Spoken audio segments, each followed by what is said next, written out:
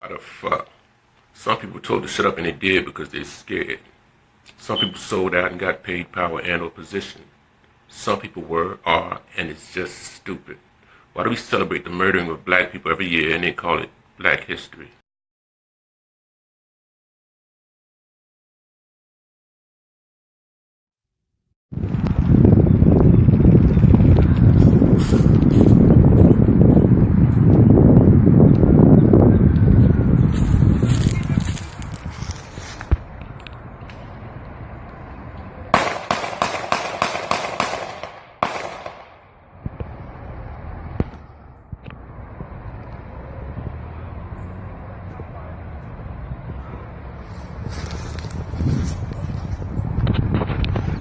Oh shit.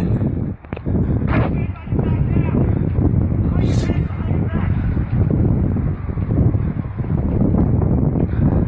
Shit.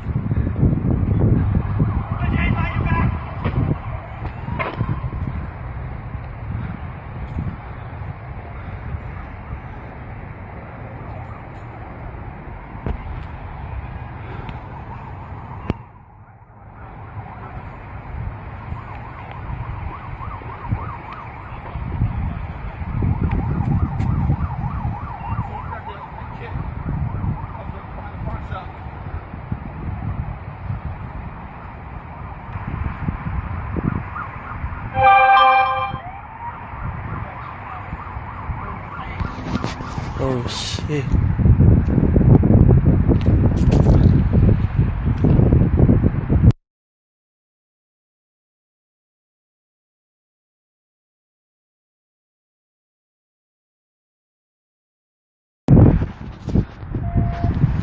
Fucking abuse.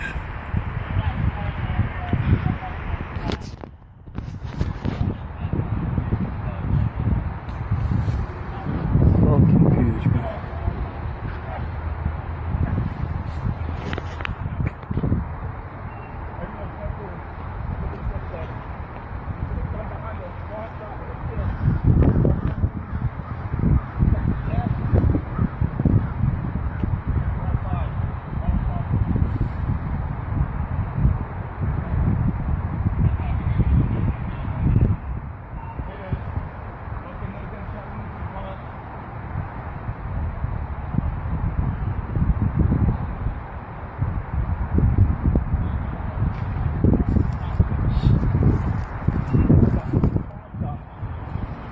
My car next to Gerald's. We're behind the pawn shop.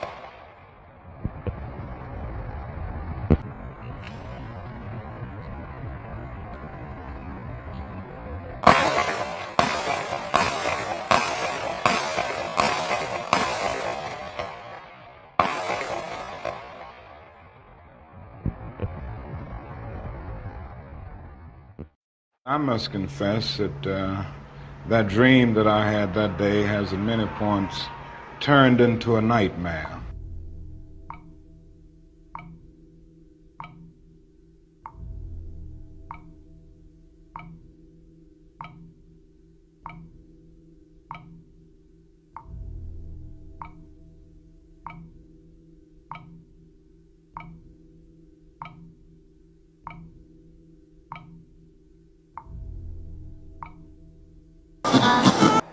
Now, the other thing that we've got to come to see now that many of us didn't see too well during the last 10 years, that is that racism Not guilty. is still alive in American society and much more widespread. Broke his neck after Baltimore police. A handful of protesters, a handful of criminals and thugs who. Many in moments of anger, many in moments of deep bitterness, engage in riots.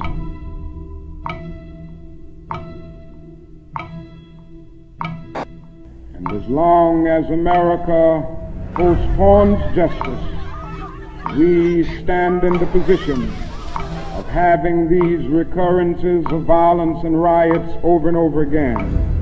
Social justice and progress are the absolute guarantors of riot prevention. Mr. Gray's death was a homicide. The Negro was freed from the bondage of physical slavery. The athletes marched onto a stage. But at the same time, the nation refused to give him land to make that freedom meaningful.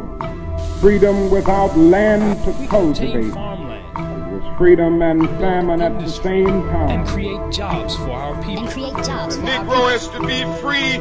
He must move down into the inner resources of his own soul and sign with a pen and ink of self-assertive manhood his own emancipation proclamation.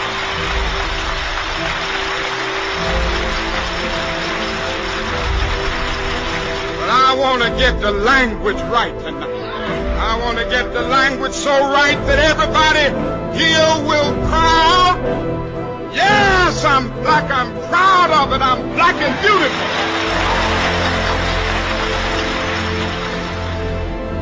Individually, we are poor when you compare us with white society in America. We are poor. Collectively, we are richer than all the nations in the world with the exception of 9.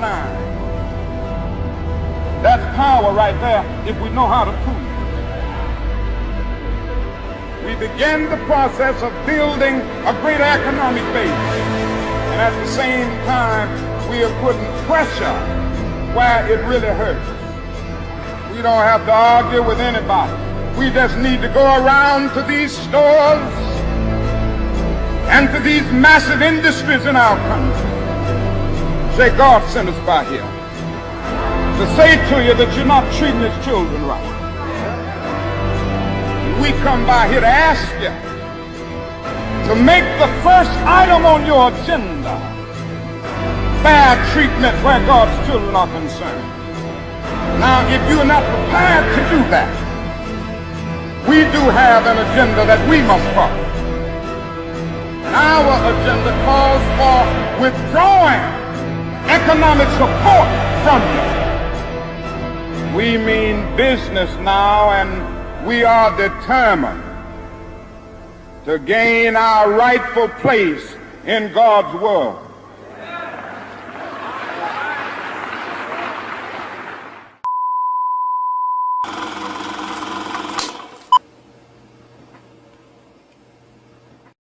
What would you do? If you woke up tomorrow and found out we've been invaded and it came by way of a tweet from Donald Trump? He's either an idiot or the Antichrist. The proof and the information can be found in my book.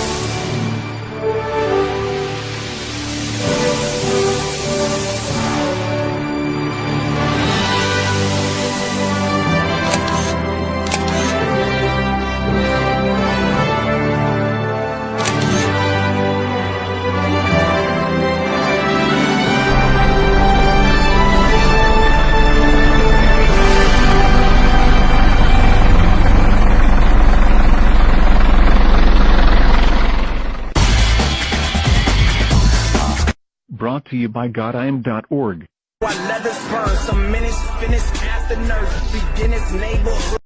When you find out that your whole life is built upon lies, what do?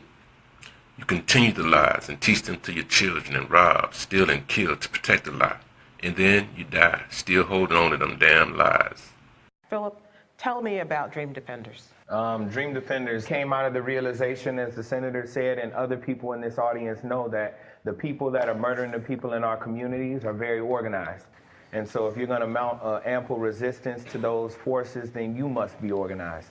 And so we started Dream Defenders with that in mind, knowing that it wasn't just about Trayvon Martin, but it's about a system of police repression, police harassment, racial profiling. We've got a school-to-prison pipeline. We've got a war on drugs that's been afflicting, dividing, and killing our communities since it started. We've got a war on the poor. We've got a war on immigrant communities. And if you're going to mount a fight against a system that is for 400 years perfected the method of repression of people that look like me, look like us, then you've got to have an organized force to fight against that. So we started in Florida with that in mind. Do you see what Senator McCaskill talks about, the elective office as one way? Because you just bit off a lot. Yeah. A lot. Well, I think we the people to do it. I'm hungry. And I think, I think running for office is good, but one of the last things that Dr. King said before he died was that he feared that he had brought us into a burning building. And so if you're getting people elected into a system that by its very nature was meant to cannibalize and kill communities, then you've only done half of the job. And so I think it's a yes and. We need people that look like us, but black officers. I've had interactions with black officers that were way worse than white officers. And so it's not a matter of just having a representative that's on the city council or in the mayor's office or in the police force that looks like you. They've got to come from the community, know the issues of the community, and then it's folks in the community that got to remind them every day that we pay your bills. And we're watching every single day to ensure that the platform on which we elected you with is followed, and also defend you when those people that seek to calibrate the system and write the system as it's been built seek to come at you for that office. Now here's the thing, Philip.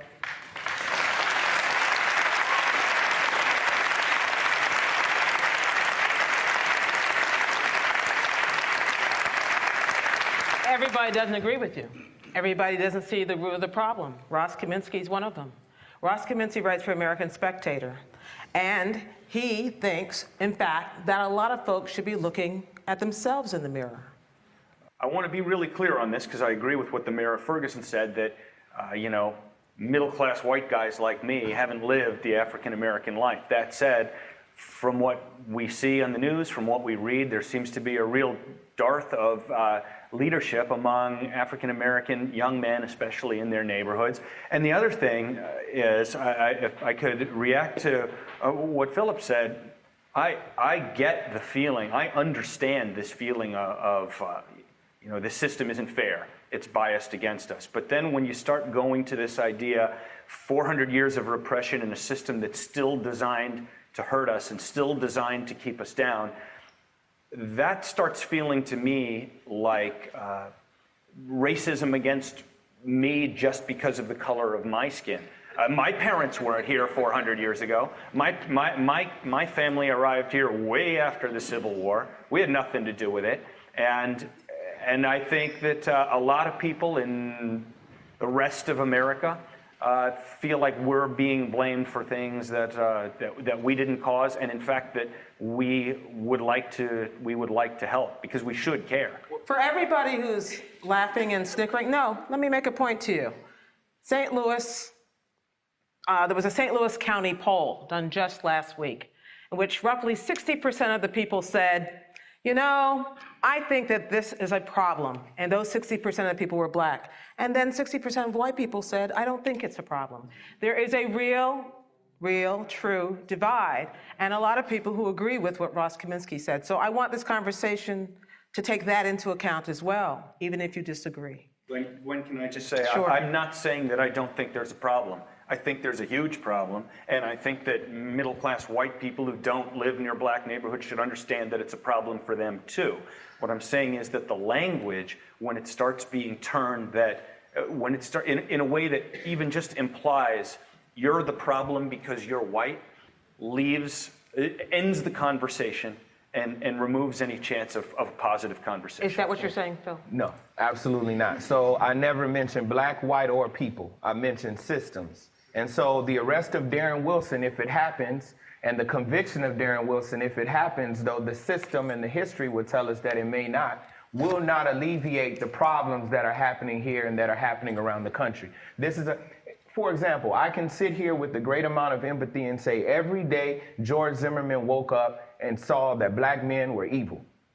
Every single day since he was a little kid, he woke up and saw on television, on cops, on the news, on his TV shows and videos that black men were filled with malice and had criminal intent in every movement that they made. And so with the great amount of empathy, I could say that he may not be to blame for a very subliminal reaction to what he did when he saw a black man in a hoodie, right?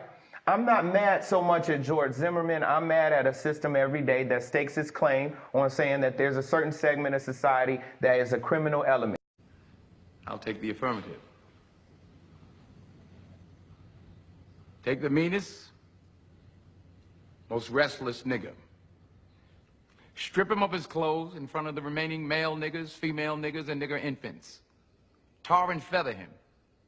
Tie each leg to a horse facing in opposite direction, set him on fire, and beat both horses until they tear him apart in front of the male, female, and nigger infants.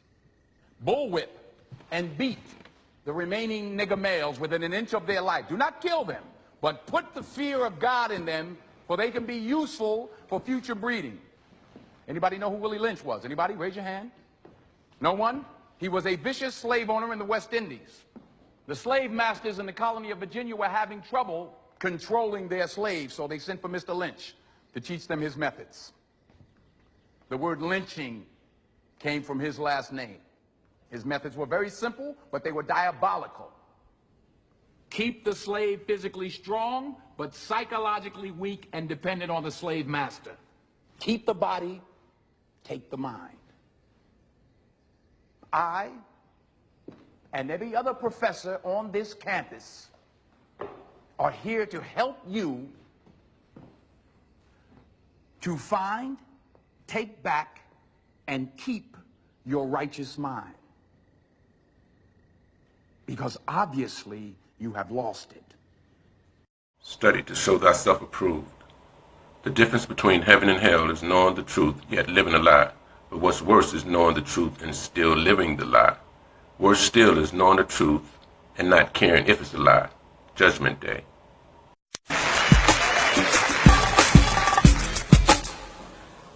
As a boy, I shared a game with my father. Played it every morning till I was 3. He would knock on my door and I'd pretend to be asleep till he got right next to the bed. Then I would get up and jump into his arms. Good morning, Papa. And my papa, he would tell me that he loved me. We shared a game. Knock, knock. Until that day when the knock never came. And my mama takes me on a ride past cornfields on this never-ending highway till we reach a place of high, rusty gates. A confused little boy, I enter the building carried in my mama's arms. Knock, knock. We reach a room of windows and brown faces. Behind one of the windows sits my father. I jump out of my mama's arms and run joyously towards my papa's, only to be confronted by this window. I knock, knock, trying to break through the glass, trying to get to my father. I knock, knock as my mama pulls me away before my papa even says a word. And for years he has never said a word. And so 25 years later I write these words for the little boy in me who still awaits his papa's knock. Papa, come home because I miss you. Miss you waking me up in the morning and telling me you love me. Papa, come home because there's things I don't know and I thought maybe you could teach me. How to shave, how to dribble a ball, how to talk to a lady, how to walk like a man. Papa, come home because I decided a while back I want to be just like you. But I'm forgetting who you are. And 25 years later, a little boy cries, and so I write these words and try to heal and try to father myself, and I dream up a father who says the words my father did not. Dear son, I'm sorry I never came home. For every lesson I failed to teach, hear these words. Shave in one direction with strong, deliberate strokes to avoid irritation. Dribble the page with the brilliance of your ballpoint pen. Walk like a god, and your goddess will come to you.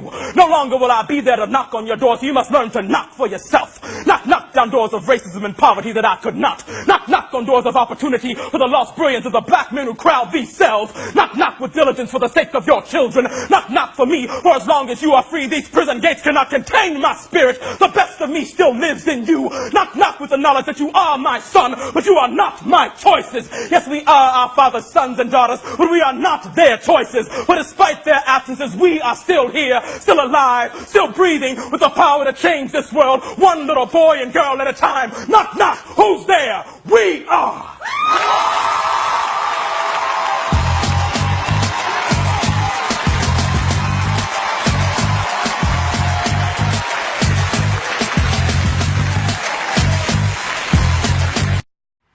When we were young, they taught us that Jesus and other prophets were Caucasian, while knowing that they weren't. After we learned the truth, they said it didn't matter. Well, if it didn't matter, then why lie about that and other things in the first place? Here in America, in every single state, they have a set of standards for every subject, a collection of lessons that the teacher is required to teach by the end of the term. But the greatest lessons you will ever teach us will not come from your syllabus. The greatest lessons you will ever teach us, you will not even remember. You never told us what we weren't allowed to say. We just learned how to hold our tongues. Now, somewhere in America, there's a child holding a copy of Catcher in the Rye, and there's a child holding a gun. But only one of these things have been banned by their state government, and it's not the one that can rip through flesh. It's the one that says F you on more pages than one, because we must control what the people say, how they think. And if they want to become the overseer of their own selves, then we'll show them a real one. And somewhere in America, there's a child sitting at his mother's computer, reading the homepage of the KKK's website. That's open to the public, but that child will have never read To Kill a Mockingbird because the school has banned it for its use of the N-word. Maya Angelou is prohibited because we're not allowed to talk about rape in school. We were taught that just because something happens doesn't mean you are to talk about it. They build us brand new shopping malls so that we'll forget where we're really standing. On the bones of the Hispanics, on the bones of the slaves, on the bones of the Native Americans, on the bones of those who fought just to speak. Transcontinental railroad to Japanese internment camps. There are things missing from our history books. But we were taught that it is better to be silent than to make them uncomfortable. Somewhere in America, private schoolgirls search for hours through boutiques trying to find the prom dress of their dreams. While kids on the south side spend hours searching through the lost and found, because winter's coming soon and that's the only jacket they have. Kids are late to class for working the midnight shift. They give awards for best attendance, but not for keeping your family off the streets. These kids will call your music ghetto. They will tell you don't talk right. Then they'll get in the backseat of a car with all their friends, singing about how they're about that life and we can't stop. Somewhere in America, schools are promoting self-confidence while they whip out their scales and shout out your body fat percentage in class. Where the heftier girls are hiding away, and the slim-fit beauties can't help but giggle with pride. The preppy kids go thrift shopping because they think it sounds fun. But we go because that's all we've got money for. Because Mama works for the city. Mama only gets paid once a month. Somewhere in America, a girl's getting felt up by a grown man on the subway. She's still in her school uniform, and that's part of the appeal. It's hard to run in knee socks and Mary Janes, and all her male teachers know it too. Coaches cover up star players raping freshmen after the dance. Women are killed for rejecting dates. But God forbid I bring my girlfriend to prom. A girl is blackout drunk at the after party. Take a picture before her wounds wake her. How many pixels is your sanity worth? What's a 4.0 to a cold jury? What you learn in class today? Don't talk loud. Don't speak loud. Keep your hands to yourself. Keep your head down. Keep your eyes on your own paper. If you don't know the answer, fill in C. Always wear earbuds when you ride the bus alone. If you feel like someone's following you, pretend you're on the phone. A teacher never fails. Only you do. Every state in America, the greatest lessons are the ones you don't remember learning.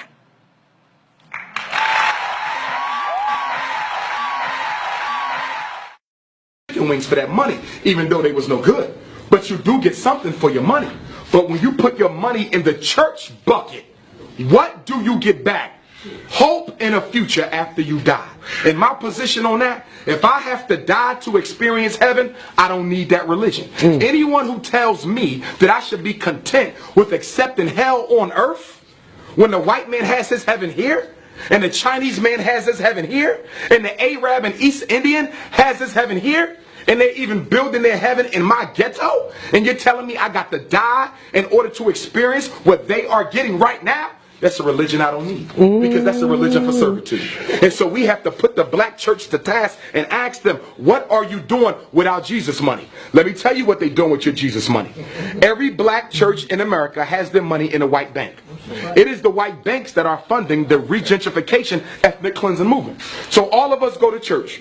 We put $3 million in the church coffers every Sunday. $3 million goes to a white bank every Sunday. And guess what they do on Monday?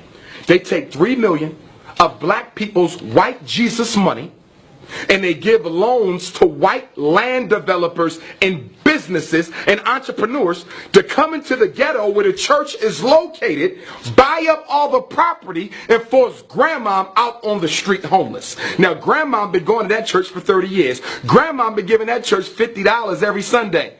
And lo and behold, grandma had to finally face the reality that it was your Jesus money that put your ass on the street. Trying to stay awake because they've lied long enough. My ancestors fell asleep and fell into slavery. Then they started worshiping the sinful lives of those who owned them, continue to be a slave, instead of turning back to the one who created us so that we can rise back to greatness. I saw this video. It was tweeted today. It's by a gentleman who you'll see in the video, and it was taken on January 31st in 2014 in St. Paul. The man says he was walking through a skyway in St. Paul. Minneapolis and St. Paul in the winter, they have all these skyways that connect buildings because it's so freaking cold there. His cell phone was then confiscated. I watched this video this morning. I saw somebody I was following shared it. I could only watch it for a minute or two. It was so disturbing and so upsetting and so, it was such a good example. It so exemplifies the problem that we have both with policing and identifying someone by color and assuming guilt or that they're up to some sort of no good. Watch it. Watch it and share it. And I guess we'll have it in the clip so you can share it that way. So, but it was on Twitter today and. It was tweeted by someone who's a responsible tweeter too. So what's your business with me right now? I want to find out who you are and what the problem was back There is no problem. That's the thing. So talk to me. Let me know. And let you know. You can be on your way. Why do I have to let you know who I am? Who I am isn't the problem. Because that's what police do when they get called. Well, I don't have to let you. People. Well, I know my rights. First off. Secondly, I don't have to let you know who I am if I haven't broken any laws. First off. That's a public area, and if there's no sign that doesn't say this is a private area, you can't sit here, no one can tell me I can't sit there. If that's the case, then I can't sit here. The problem is I'm black. That's the problem. No, it really is, because I didn't do anything wrong. What's going on, brother? What's going on? I gotta go get my kids. No. Please don't touch me. Please don't touch me. You're gonna go to jail then. No, wait. You're gonna go to jail. I'm not doing anything wrong. Hold on. Can you please? No, come on, brother. Hold on, I'm not here to argue. I'm not your brother. This is assault. Can you please? I'm not here to argue with you. Wrong, sir. Put your hands behind your back. No, can you please Put your hands behind your back. I didn't do anything wrong. Put your hands behind your back. Come on, really? I gotta go get my kids. Put your hands behind your back, otherwise it's gonna get ugly. What do you need from me? I told you. Can you have him let me go and identify you so you can settle what happened. I haven't done anything wrong. I told you what I wanted initially, so we could settle all this. You started to. I haven't done anything wrong. Please, no, don't do this. Please, put your hands behind your back. Can somebody help me? That's my kids right there. My kids are right there. Yeah, put your hands behind your back. Put your hands behind your back. Don't choke me. I have asthma, sir. Well, you're gonna get tased. I'm not doing anything. You're gonna get tased. I'm not. Ow! Get down! I'm not doing anything. Stop, please. Someone help me. Someone please help me. Please help me. Please help me. Can someone please help me? I haven't done anything wrong. Can someone please help me? Really? I haven't done anything wrong.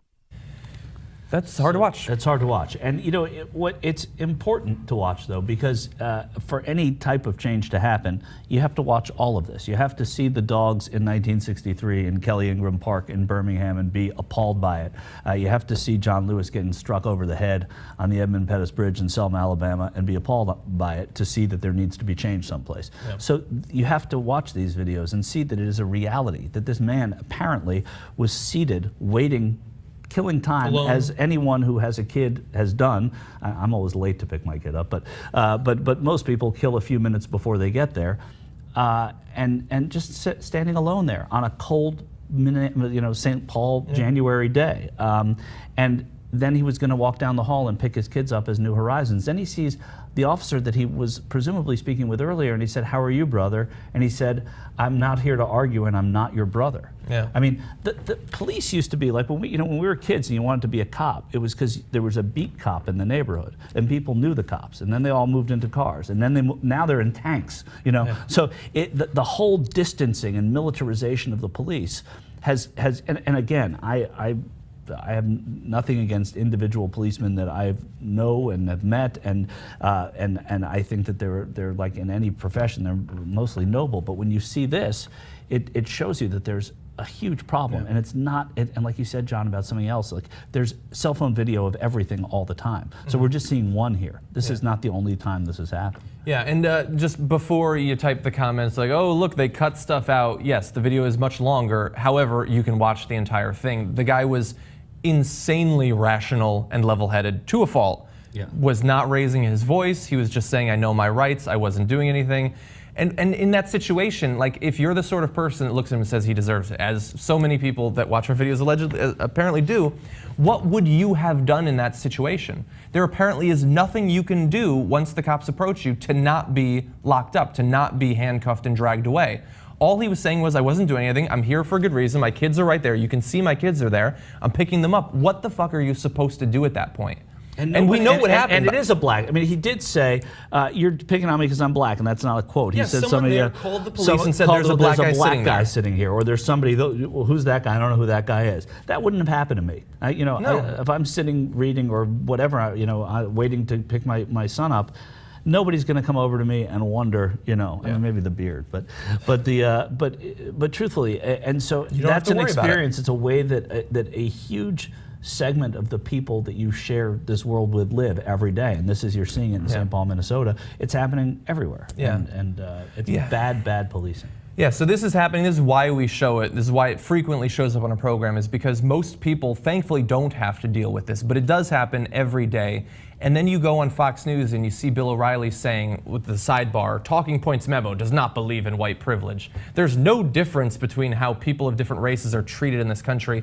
Can he watch that video? Like, I want to sit him down and see him watch the video and see what he says in response to it. Yeah. Well, clearly he was there to kidnap someone's kids, or clearly he had just robbed somebody. He's no angel. He's probably listened to rap in the past. How would he respond to the situation? Bill O'Reilly, if that was you being dragged away, what would you have told the police to stop from being arrested, to stop your kids from being stuck there with no one to pick them up? What would you have done? And we need cops to look at that person and say, yeah, you are my brother, not... That would be a nice change. Can you figure this out?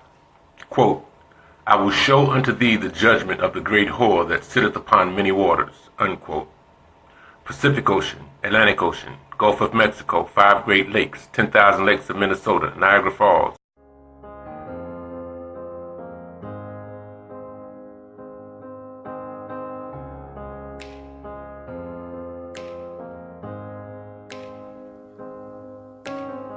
I am the face of the new revolution. I stand on the strength of my ancestors who fought this fight before me. I stand next to you, my sister. I stand next to you, my brother. I stand for the children, and I stand for the unborn. I stand in faith in my people. We will overcome. I stand on the side of the courageous, with a heart full of gold and passion in my soul that burns for my people. I stand before you for real change. I stand with my fist raised high with no shame. I stand here, I have tears in my eyes, but I will never, ever, ever run and hide. I stand in my brown skin like a badge of honor, baby, with my worth sky fucking high. I stand for those afraid to stand for themselves, because I can and I always will be my brother's keeper. I'll stand alone if I have to, whatever it takes for us to win. I stand for you, Mike Brown. I stand for you, Sandra Bland. I stand for you, Alton Sterling. I stand for you, Philando Castile. I stand for you, Eric Garner. I stand for you, Trayvon Martin. I stand for you, Freddie Gray. I stand for you, Tarika Wilson. I stand for you, victims of racism. I stand for you, the unarmed and still killed. I stand for you, hung from trees. I stand for you, innocent blood spilled. We're supposed to care for our brothers. We're supposed to rise up and love our sisters. We wait until they put our fellow man in the ground to run outside and scream this black man's name out loud. Talking about hashtag this, hashtag that. They're treating us disposable like trash. Let's show them that we love one another, that we won't sit in silence while they take one life after the other. We are powerful. We are strong. We are drenched in melanin from God. I stand for you. I stand for you. I stand for you. I will always stand for you. I stand for you. And I stand for you. I stand for you. I'll always stand for you.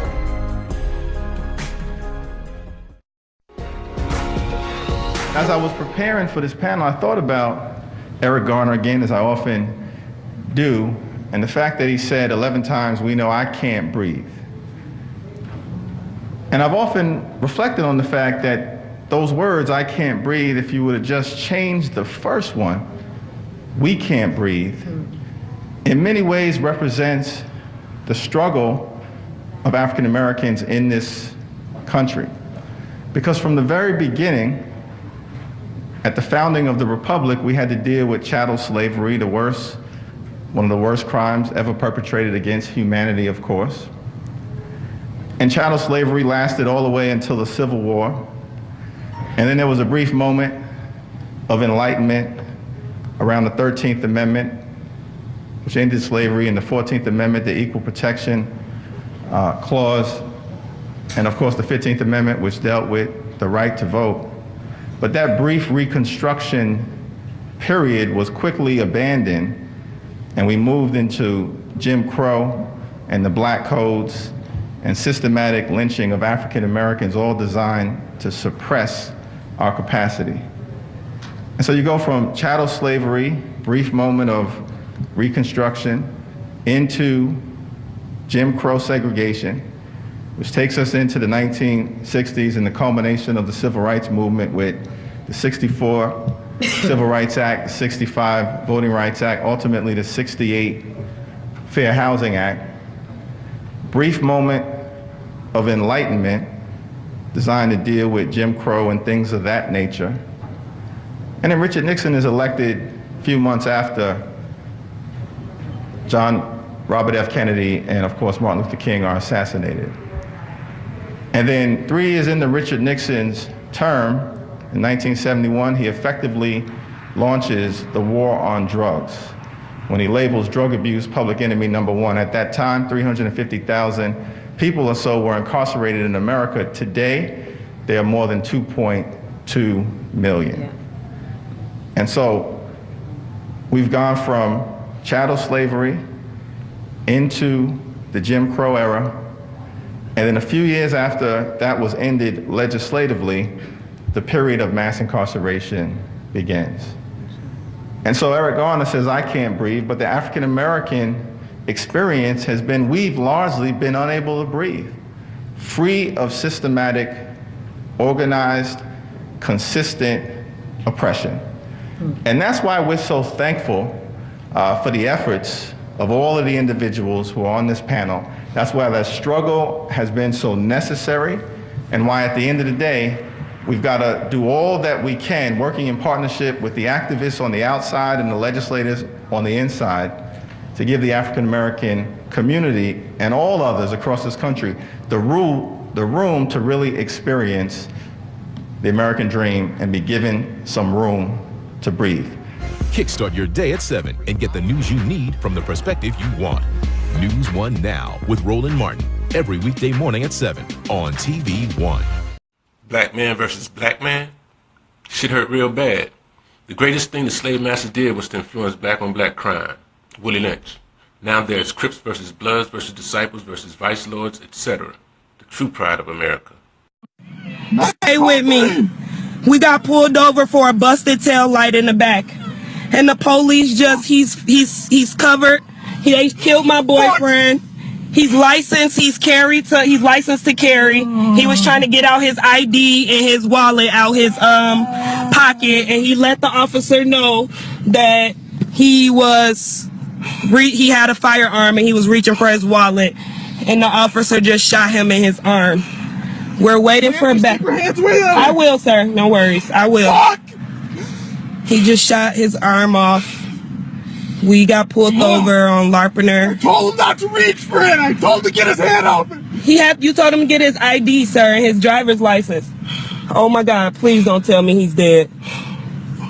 Please don't tell me my boyfriend just went like that. Keep your hands where they are, please. Yes, I will, sir. I'll keep my hands where they are. Please don't tell me this, Lord. Please, Jesus, don't tell me that he's gone. Please don't tell me that he's gone. Please, officer, don't tell me that you just did this to him. You shot 4 bullets into him, sir. He was just getting his license and registration, sir. Get the female passenger out. Ma'am, exit the car right now with your hands up. Let me see your hands. Exit now. Keep them up. Keep them up. Where's my daughter? You got my daughter? Face away from me and walk backwards. Walk backwards towards me. Keep walking. Keep walking. Keep walking. Keep walking. Get on your knees. Get on your knees.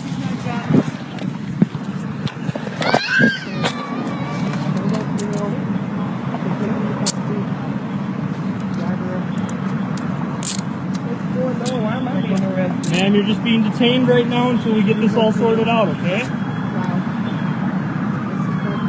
They threw my phone, Facebook.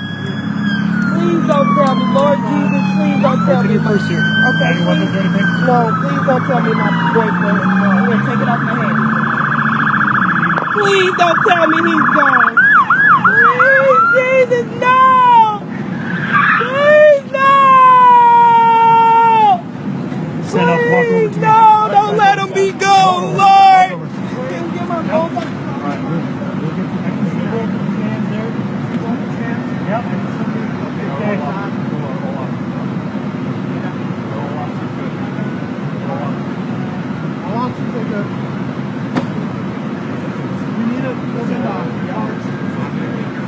What?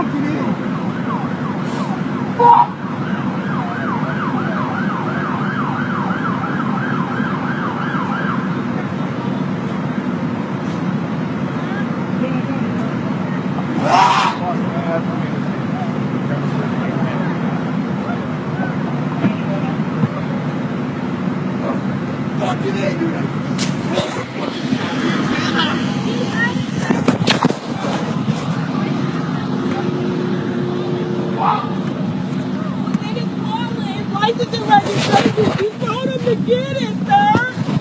You told him he tried to tell me he was licensed to carry and he was going to take it off. Please don't tell me my boyfriend's gone. He don't deserve this. Please. He's a good man. He works for St. Paul Public School. He doesn't have no records of anything. He's never been in jail, anything. He's not a gang member, anything.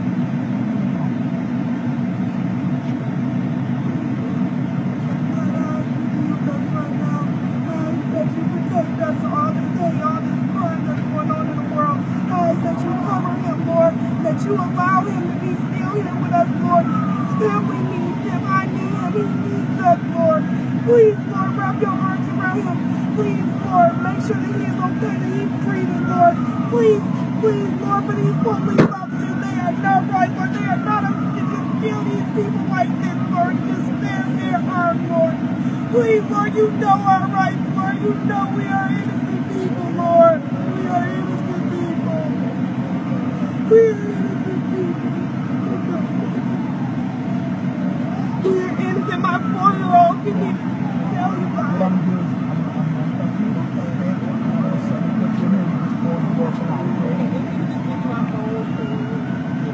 I'll talk to my supervisor. It's right there. It's on the floor. It's right Can you there. just stand right here, sweetie? I'm just going to quickly I'm run gonna the get my officer. mommy purse.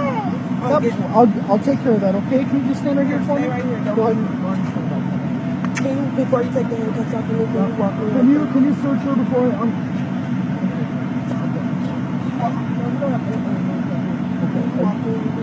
I can't at all. It's got to be processed, okay? Well, yeah, I what you're saying. Okay. Come here, Dada. Is that your phone? We in the back seat of the police car. Phil's sister called me. The police just shot my boyfriend for no apparent reason. My phone is about to die. They shot him. He shot him three times because we had a busted tail light. He asked him for license and registration. He told him that man that it was in cuffs. My phone is about to die. I'm on Larpenteur Fry. The Roseville Police Department just shot my boyfriend. They shot him 4 times. He's licensed to carry. We had a busted tail light. And we had some weed in the car. That's about it.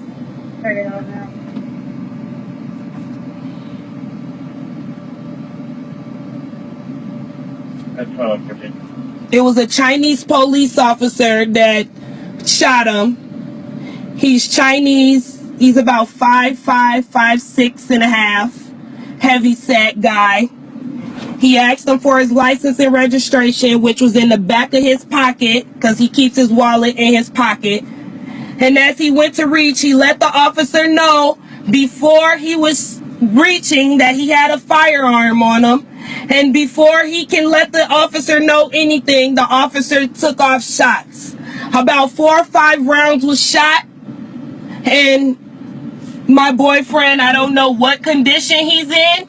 I don't know if he's okay or if he's not okay. I'm in the back seat of the police car, handcuffed. I need a ride. I'm on Larpenteur and Fry. They got machine guns pointed. Don't be scared. My daughter just witnessed this.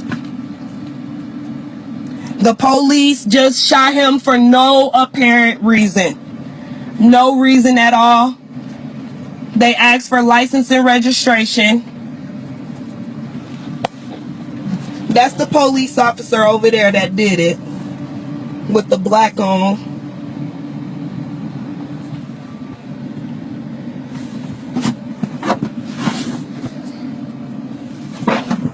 I can't really do shit because they got me handcuffed.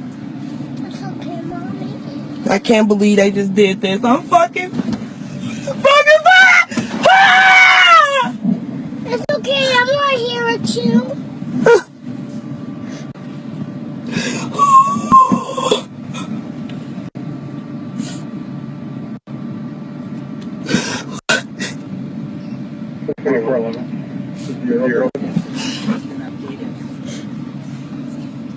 Lord.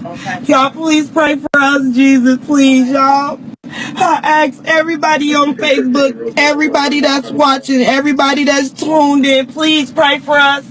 Sister, I know I just dropped you off, but I need to be picked up. I need Alizé to call my phone. Are you the man in the mirror? Some people stole, lied, and killed. Now their children have special rights and immunities.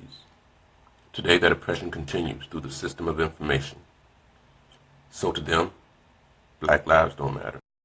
Never underestimate the power of the people when they understand the message. Never underestimate that. I think that this is something that can be done quite quickly. I think it's something that can be done rather efficiently.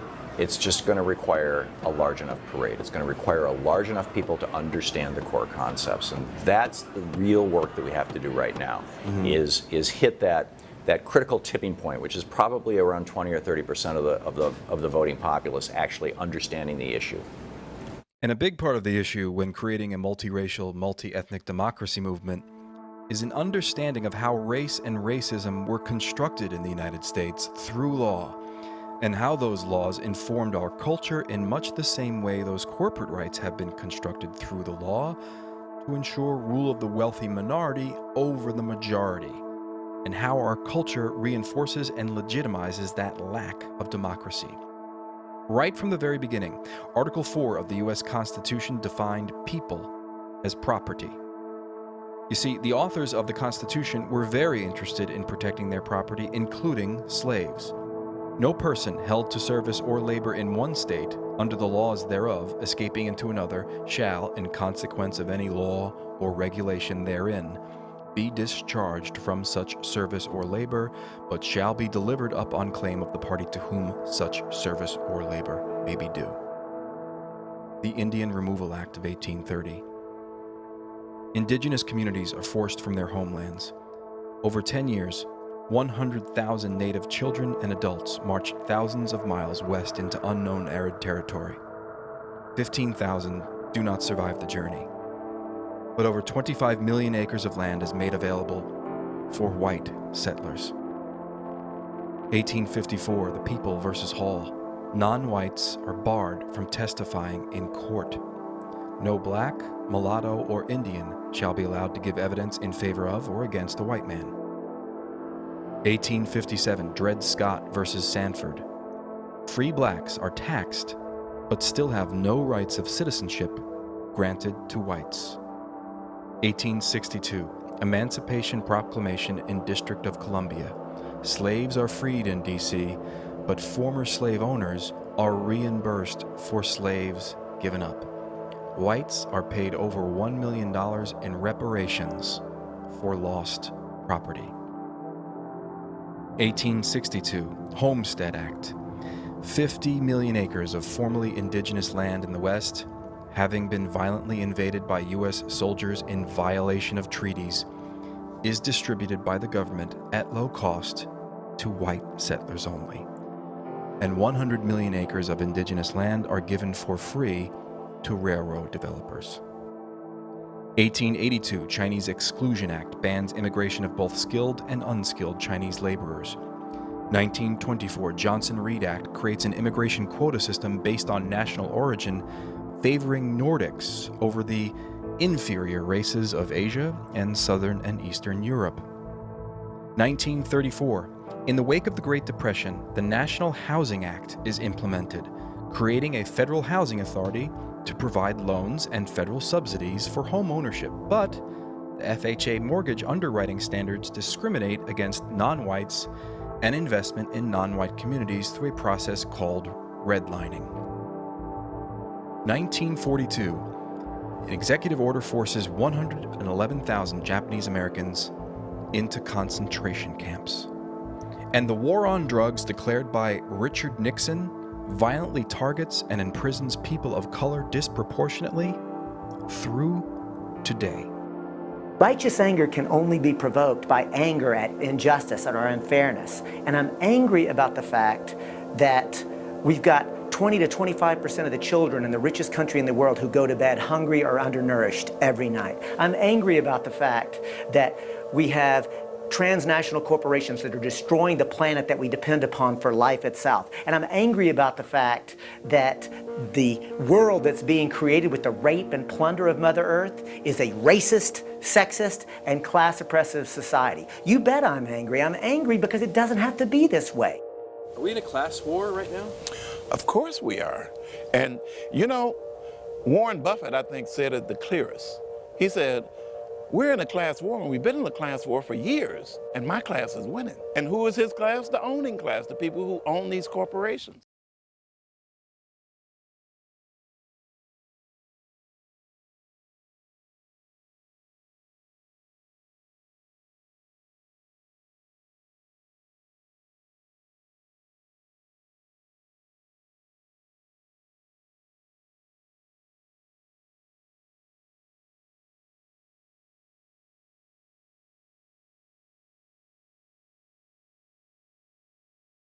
Government, news, and social media. Donald Trump is the antichrist of the Twitter world. Then there's the news, and you can believe what you want. But social media is your personal fingerprint as a conspirator, witness, activist, or revolutionist.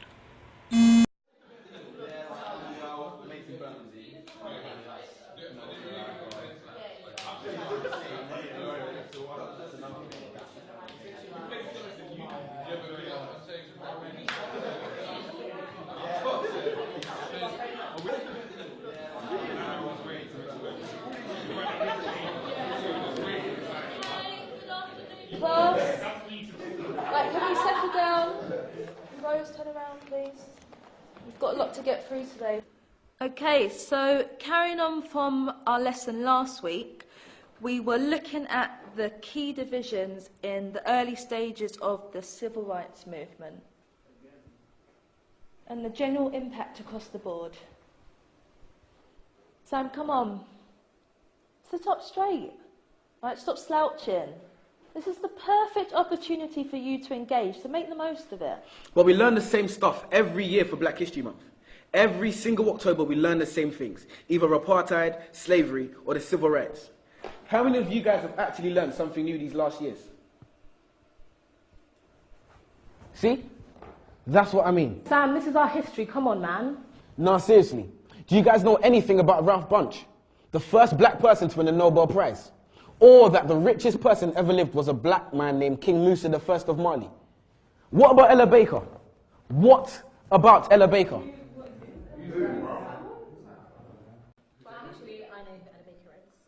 One of the most influential women of the civil rights movement. This is why I can't take Black History Month seriously, man.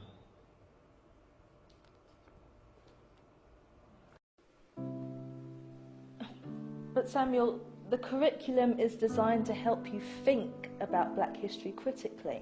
Actually, miss, it's designed to teach us what to think, not how to think. For example, when that light switched, you taught us it was Thomas Edison who made that happen, when ironically it was actually a darker man who made that light flick, Lewis Latimer to be precise.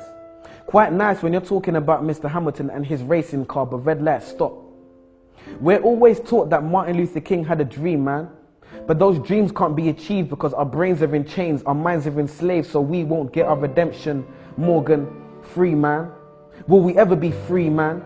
And leave this state of imprisonment? And take that walk of free, damn it, green man from a traffic light invented by the same man who made gas masks to protect our organs. Another free man named Garrett Morgan.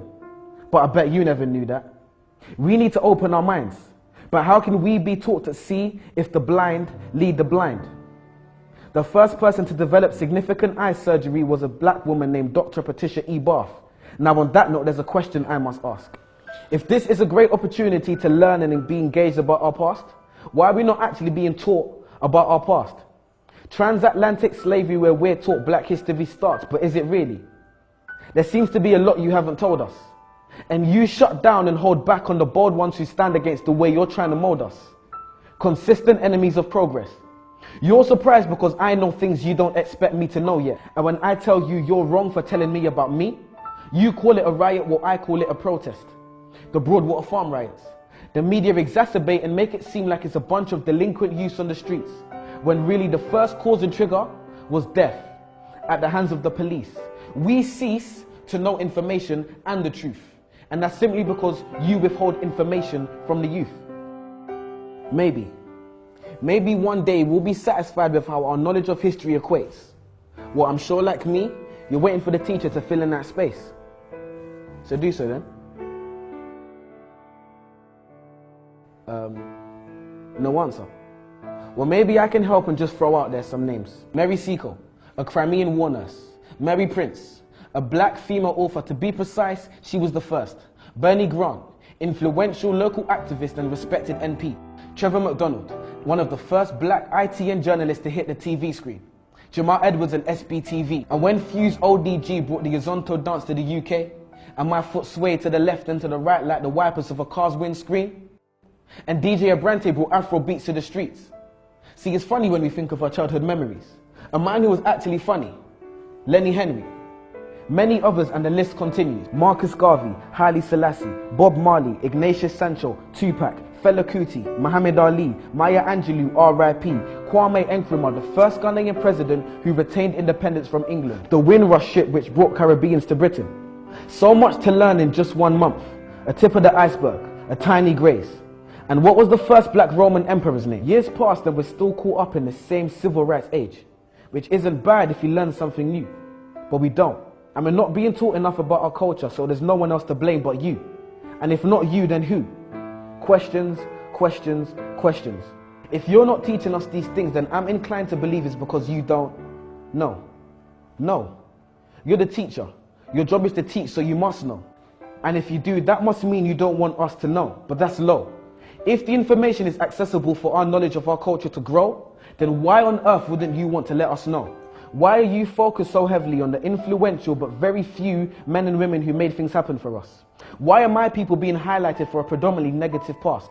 Why do I know the things that you don't and I'm not the teacher, you are? Why are you focused on our negative past but not on our bright future? Why are you not abreast with the great young things that people are doing in this world? Why are young people's trademarks and stereotypes gang culture and young pregnant girls? Why are the young people not being given the time of day? And his name was Septimus Severus, by the way. I'm sure as a student, the code of conduct has been breached. So I'll stop here and let you do your job. So teach.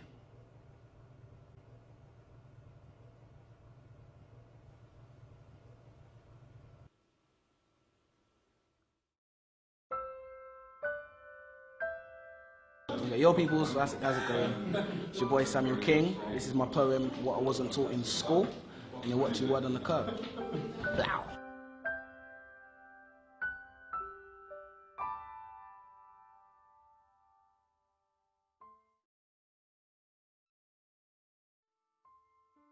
How strong is your faith?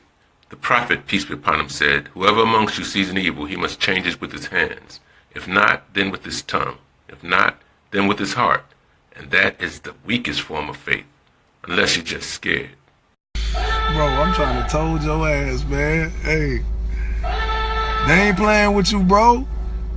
Hey, newsflash, they ain't playing fair, boy. I'm trying to tell you the affirmation's real. When I woke up this morning with the greatest feels, heard the news with no cable still, heard the NFL, they done made a deal. You niggas can't take a nil, boy. Ooh, tell me how that make you feel. Now let me see how many of y'all still take the field like they go 1, 3, 5, 7, 11, too many. Woo! Too many. Stop playing with them. Here's my 2 pennies. Just look around. You bring the crowds. They buy your jerseys. They yell out loud. They make the billions while you run around with handcuffs on your wrist and duct tape on your mouth. Sit your ass down, nigga. Hey, I hope what I'm saying go to your brand. Without you playing, there is no game, nothing to gain. You have a choice. Something like, yay, make a real change. Don't be a new slave, yeah. Hey. Playing cards with your eyes closed. It's sad that so many people are living life with their eyes closed, conditioned to believe in lies, myths, even after prophets came with truth. Accepting your own faith because it's easy and convenient. You've been trumped. Know your history. Black History Month. Black Wall Street. On June 1st, 1921, the Greenwood District neighborhood of Tulsa, Oklahoma, also known as Black Wall Street in Little Africa, was bombed from the air and burned to the ground by mobs of envious whites. A model community destroyed, and a major black economic movement resoundingly diffused. The night's carnage left some 3,000 African Americans dead, 6,000 arrested, 9,000 left homeless, and 600 successful businesses lost. In today's terms, it was the equivalent of $30 million in damage. This remains the single largest massacre of African American citizens in the history of the United States. While Black Wall Street serves as a shining example of what black communities can do when they pool their economic resources, it's also a painful reminder of the terrorism the black community has suffered at the hands of white supremacy.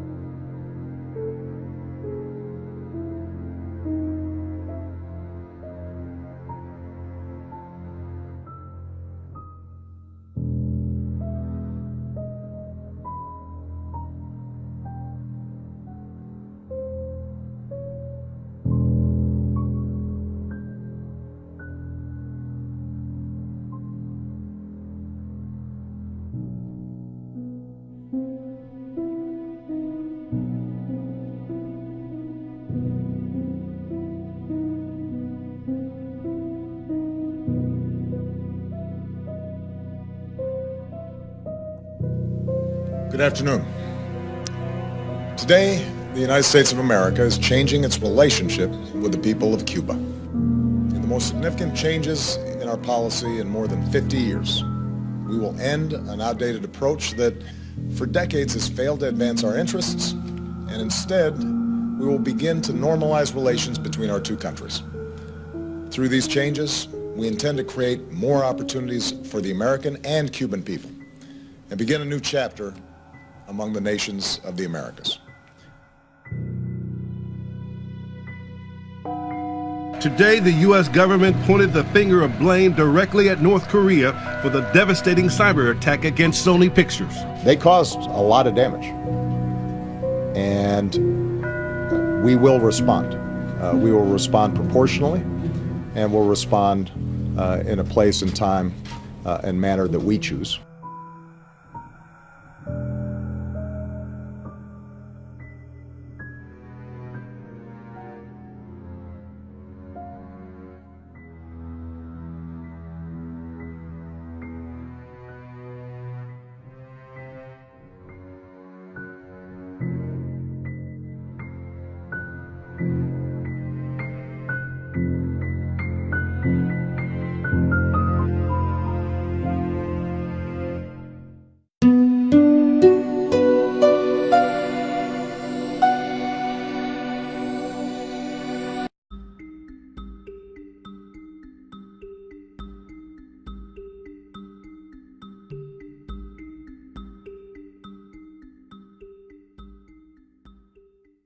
Black man in America for the past 400 years has been like a boy in the white man's house, begging the white man for a job, for food, clothing, and shelter.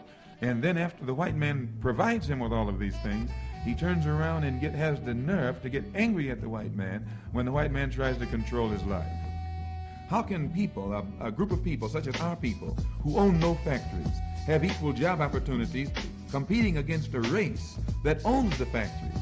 The only way the two can have equal job opportunities is if black people have factories as well as white people have factories. And then we can employ whites or we can employ blacks, just like they can employ whites or they can employ blacks. But as long as the factories are in the hands of the whites, the housing is in the hands of the whites, the school system is in the hands of the whites, you have a situation where the blacks are constantly begging the whites, can they use this or can they use that? That's not any kind of equality of opportunity, nor does it lend toward one's dignity. What does a black man look like begging for a cup of coffee in a white restaurant and doesn't have a job to back up to pay for it when he does get the coffee? It's putting the cart before the horse. Instead of the Negro leaders having the black man begging for a chance to dine in white restaurants, the Negro leader should be showing the black man how to do something to strengthen his own economy, to give himself an independent economy, or to provide job opportunities for himself. Not begging for a cup of coffee in a white man's restaurant. Number one, he must have a knowledge of himself, and this gives him confidence in himself. He has been brainwashed by the educational system that exists here in America to the point where he feels he was a savage in the jungle when he was before he was brought here, and this destroys his morale.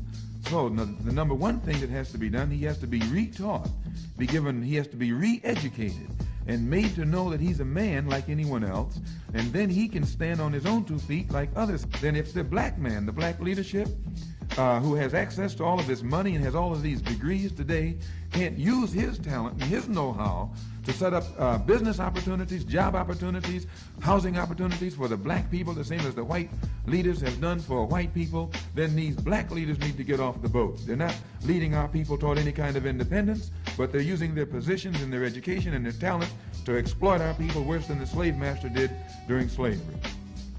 If white immigrants can come to this country 50 years ago with nickels and dimes and no education, and come here and pool their little nickels and dimes and no education, and set up little stores, develop these stores into larger stores, develop this into an industry which creates job opportunities for whites. Since Lincoln was supposed to have freed the black man 100 years ago, and today the black man, according to the government economists, has spending power of $20 billion per year. We feel that with the black man spending $20 billion a year, not setting up any businesses, not creating any industry, not creating any job opportunities for his own kind, he's not in a moral position to point the finger today at the white man and tell the white man that he's discriminating against him for not giving him a job in factories that he himself set up. If the black man has $20 billion, and these so-called Negro leaders are such geniuses that they can integrate white restaurants and integrate white factories and force themselves into that which the white man has set up, they should use this same ingenuity to show the black people how to pool our wealth and set up something of our own. And then we won't have to force our way into it. We should own and operate and control the economy of our community. You would never find, you can't open up a black store in a white community. White man won't even patronize you. And he's not wrong. He got sense enough to look out for himself. And you who don't have sense enough to look out for yourself.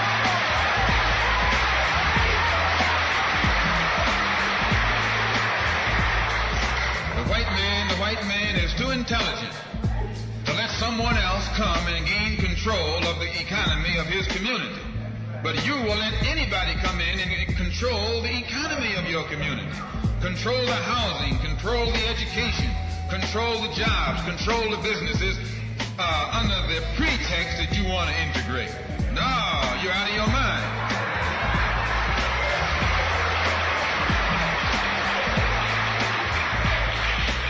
We have to become involved in a program of re-education to educate our people into the importance of knowing that when you spend your dollar out of the community in which you live, the community in which you spend your money becomes richer and richer. The community out of which you take your money becomes poorer and poorer.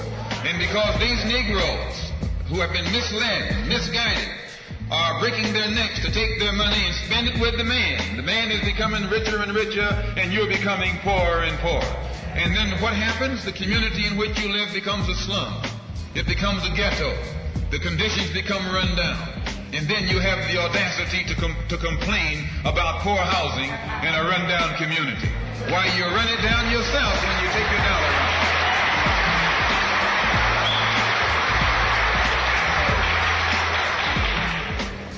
And you and I are in a double trap, because not only do we lose by taking our money someplace else and spending it, when we try and spend it in our own community, we're trapped because we haven't had sense enough to set up stores and control the businesses of our community.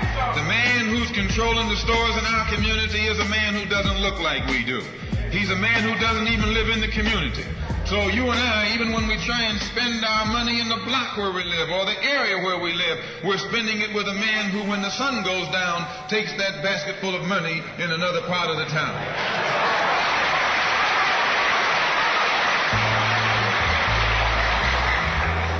So we're trapped, double trapped, triple trapped. Anywhere we go, we find that we're trapped. And every kind of solution that someone comes up with is just another trap.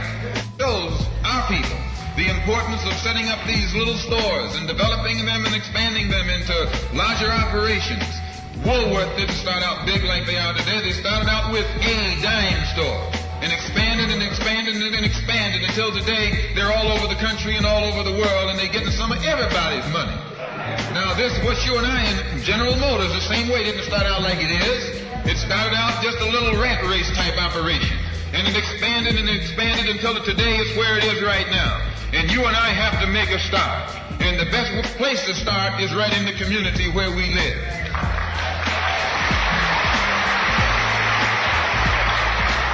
So our people not only have to be re-educated to the importance of supporting black business, but the black man himself has to be made aware of the importance of going into business.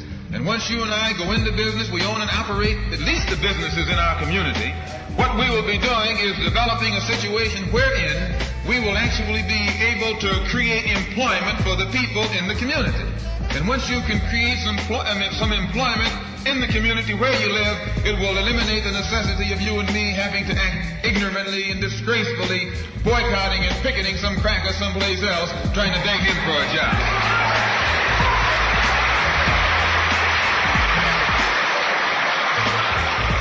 Anytime you have to rely upon your enemy for a job, you're in bad shape.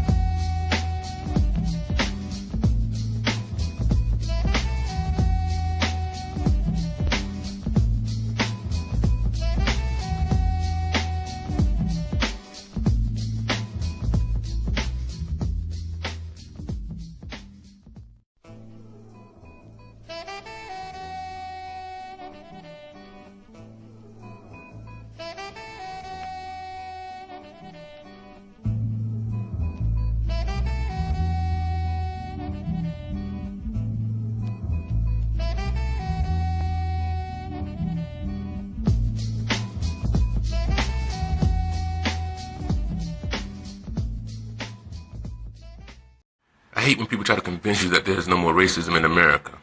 Fact. The White House is now taken over by the Confederacy and an Uncle Tom figure.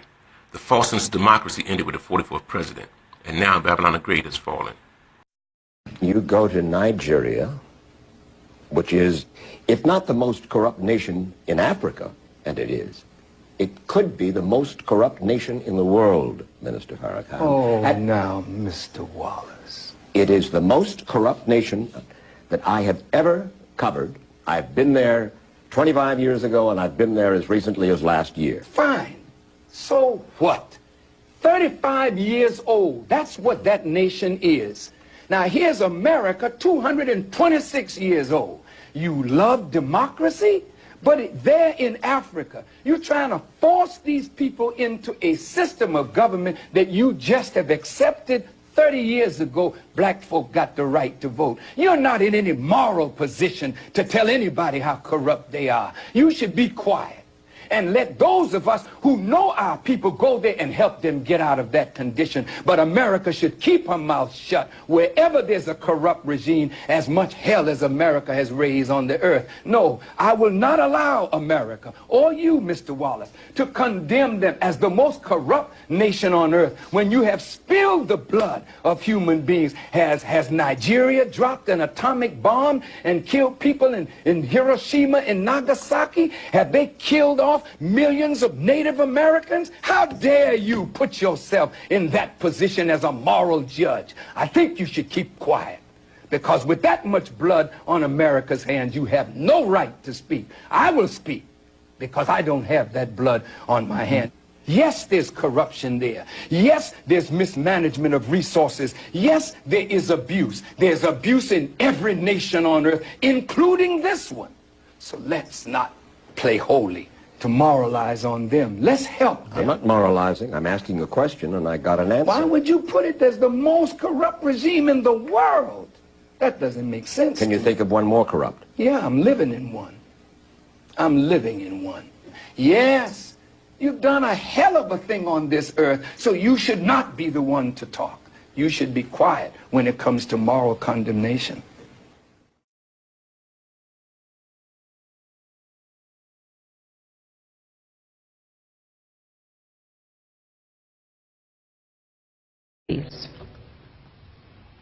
One thing that keeps me puzzled, despite having studied finance and economics at the world's best universities, the following question remains unanswered. Why is it that 5,000 units of our currency is worth 1 unit of your currency, where we are the ones with the actual gold reserves? It's quite evident that the aid is in fact not coming from the West to Africa, but from Africa to the Western world. The Western world depends on Africa in every possible way, since alternative resources are scarce out here. So how does the West ensure that the free aid keeps coming? By systematically destabilizing the wealthiest African nations and their systems, and all that backed by huge PR campaigns, leaving the entire world under the impression that Africa is poor and dying and merely surviving on the mercy of the West. Well done, Oxfam, UNICEF, Red Cross, Life Aid, and all the other organizations that continuously run multi-million-dollar advertisement campaigns depicting charity porn to sustain that image of Africa globally. Ad campaigns paid for by innocent people under the impression to help with their donations. While one hand gives under the flashing lights of cameras, the other takes in the shadows. We all know the dollar is worthless, while the euro is merely charged with German intellect and technology, and maybe some Italian pasta. How can one expect donations from nations that have so little? It's super sweet of you to come with your colored paper in exchange for our gold and diamonds. But instead, you should come empty-handed, filled with integrity and honor. We want to share with you our wealth and invite you to share with us.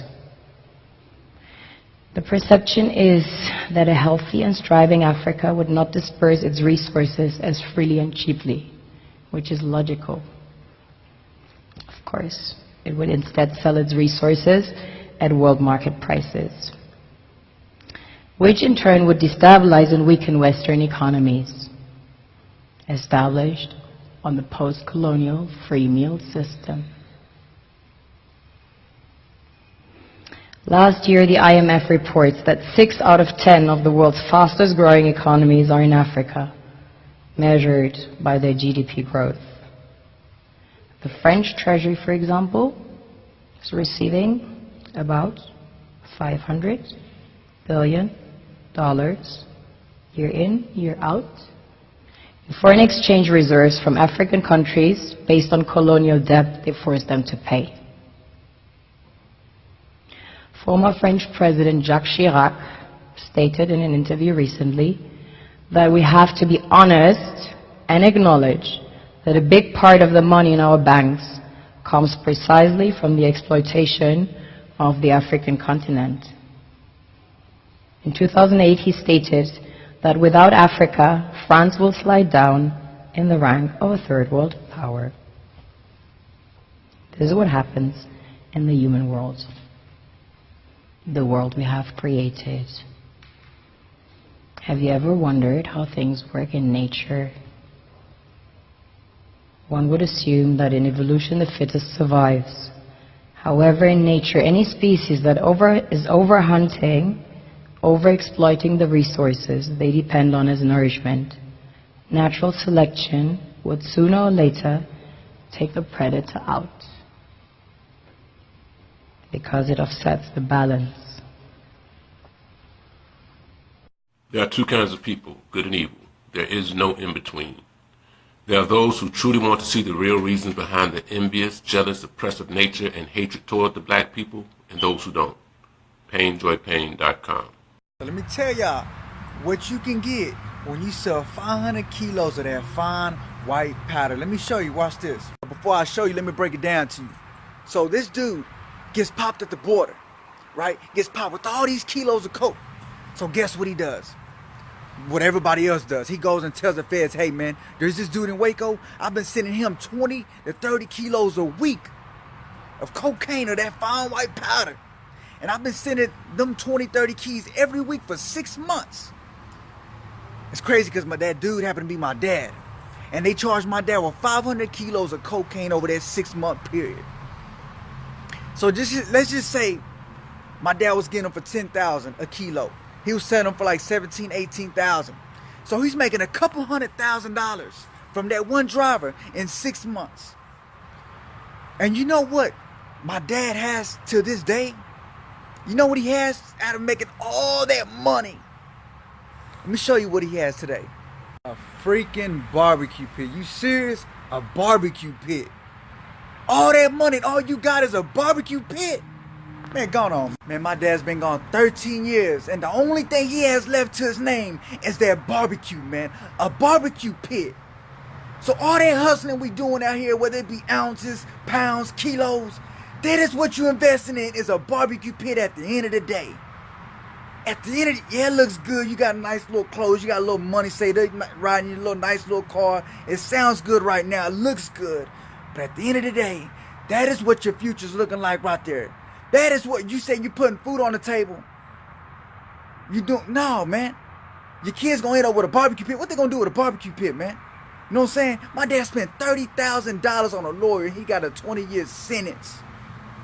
And when he left, we started selling everything. I'm selling amps, speakers, polo jackets, drawers, everything. Everything is gone, and that's the last thing to my dad's name. So if you're in the game, get out the game. Invest your money and get out.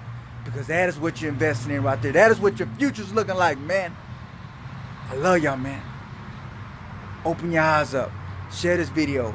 A lot of dope boys, a lot of my dope boys out there, a lot of people out there making illegal money.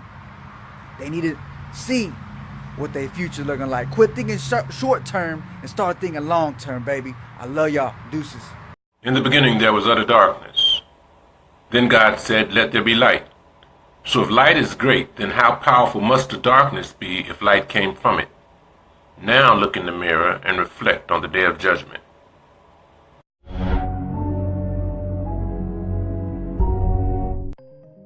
Be happy with what you got. Because the owners of this country don't want that. I'm talking about the real owners now.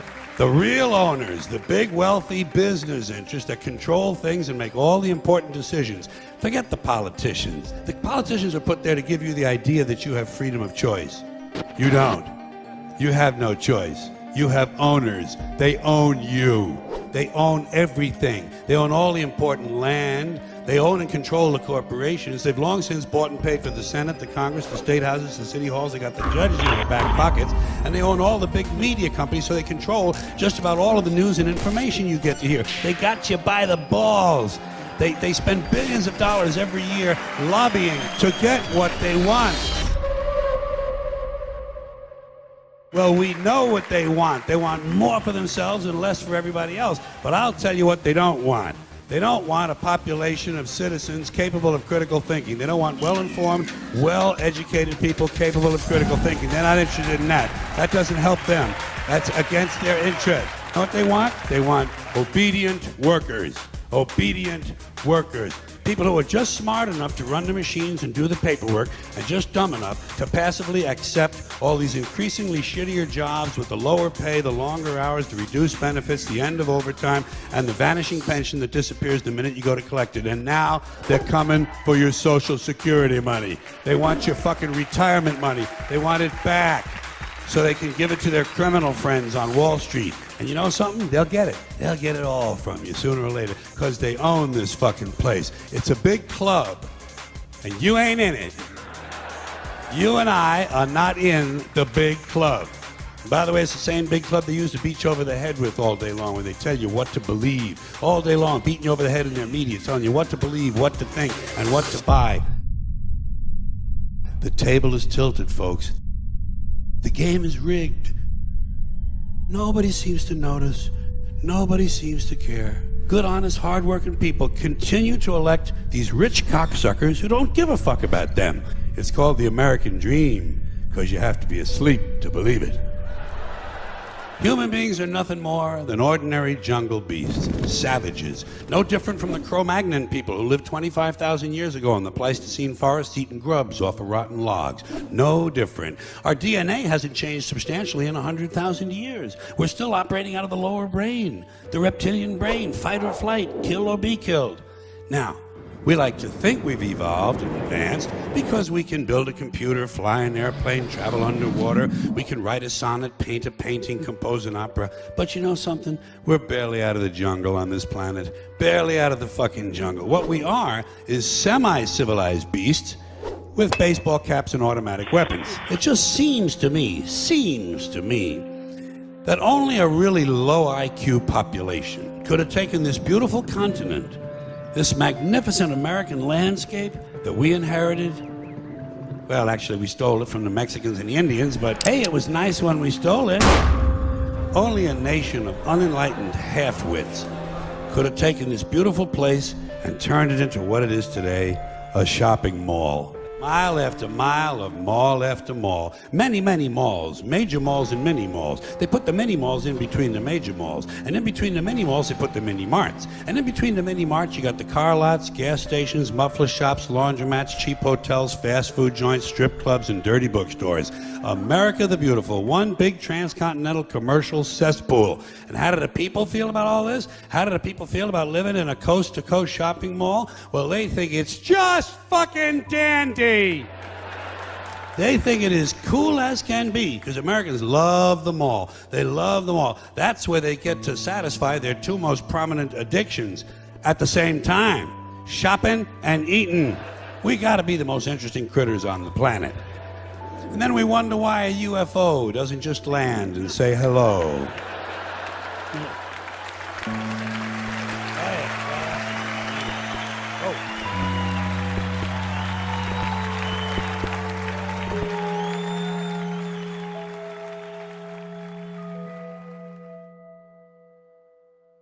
My question is, why would it take this long for Republican senators and Republican congressmen and Republican governors and state reps and state senators, why would it take you this long to figure out that Donald Trump shouldn't be president. If you've made a career of idolizing Ronald Reagan, then where were you when your party's nominee for president was kissing up to Vladimir Putin, the former KGB officer?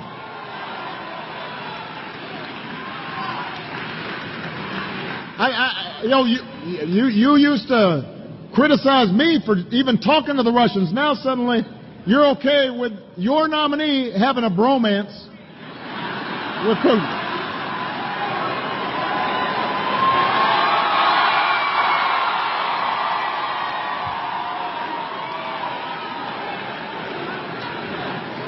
If you come from a family of immigrants, like almost everybody here does unless you're Native American, where were you when your party's nominee for president called immigrants criminals and rapists? If you're a Republican official or leader out there and you've run for office on family values, why wouldn't you walk away from him months ago when you heard your nominee for president call women pigs and dogs and slobs and grade them not for their character or their intellect, but on a scale of 1 to 10? You don't have to be a husband or a father to stand up for women. You don't have to have a disability to say it's wrong to mock somebody with a disability. You don't have to be a Muslim to stand up for our fellow citizens who are just as patriotic as we are. You just have to be a decent person, and you just have to love this country.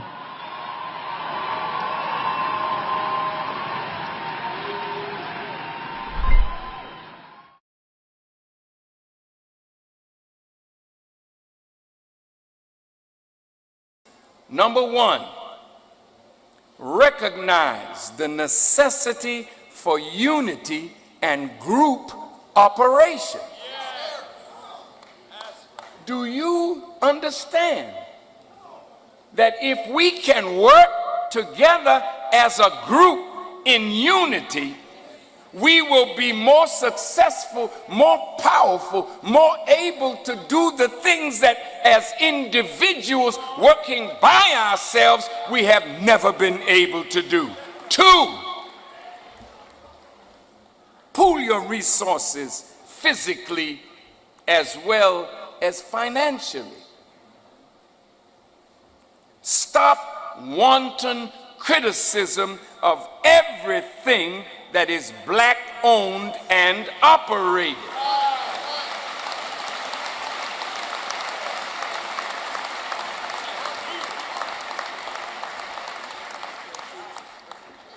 Four, keep in mind that jealousy destroys from within. Fifth, observe the operations of the white man. He is successful. He makes no excuses for his failures. He works hard in a collective manner. You do the same. Now, these are things that we must do. Let's go on. The Honorable Elijah Muhammad asked us to commit to save 5 cents a day. What? What? Yes. He said if we can save just 5 cents a day from our wages, 25 cents a week for 52 weeks in the year, that would mean we would put aside $13 a year that we could save in a national savings treasury.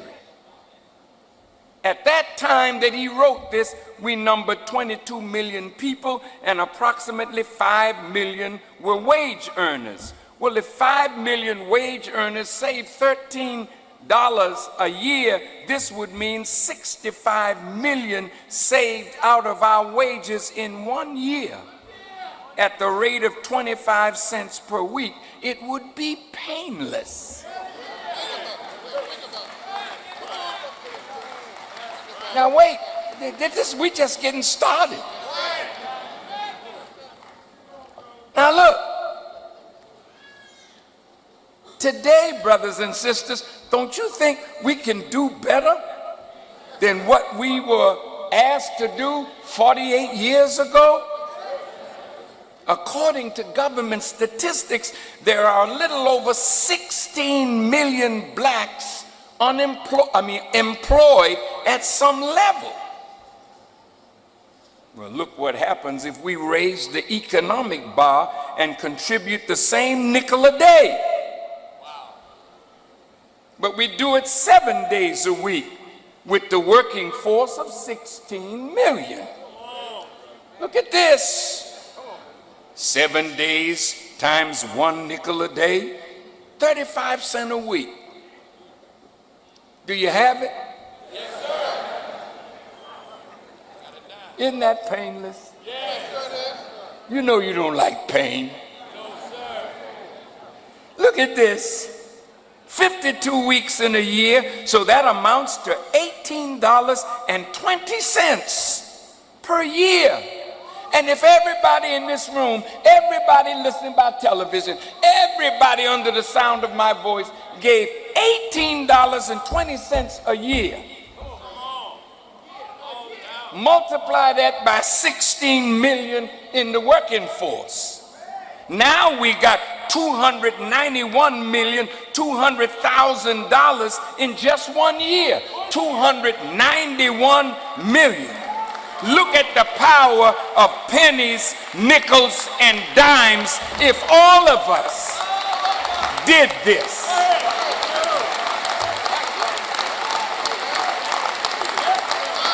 Can you see the picture? Look, we want to do exactly as Isaiah the prophet said. They will rebuild the ancient ruins and restore the places long devastated. They will renew the ruined cities that have been devastated for generations. Don't we live in cities? Are the places where we live ruined? Are there many abandoned buildings where we live? Do you own them? You walk by them. You smoke reefers and crack in them.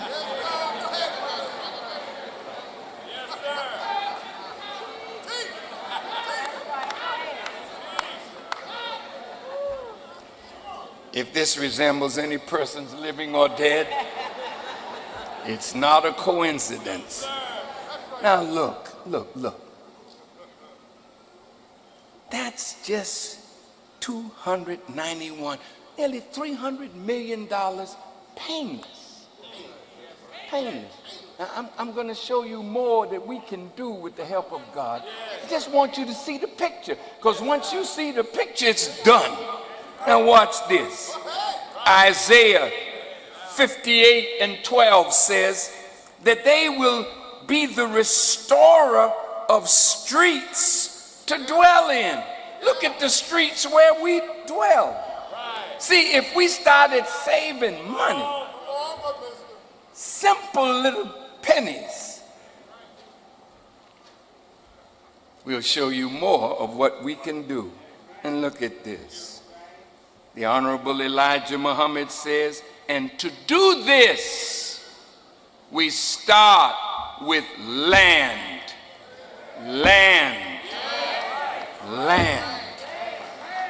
The Honorable Elijah Muhammad wrote, the farm is the engine of our national life. Look at the disrespect you have for farmers. Oh, he's a farmer. Ain't nothing to him. He's a farmer. I beg your pardon. Doctor, you in the house? Lawyer, you in the house? Teacher, you in the house? Preacher, you in the house? Tell me something. if you don't eat well, how long will you practice law? If you don't eat well, you become the patient, doctor. So don't look down on a farmer, look up to a farmer, because today it will be us farming our own land, producing our own food that will save our lives.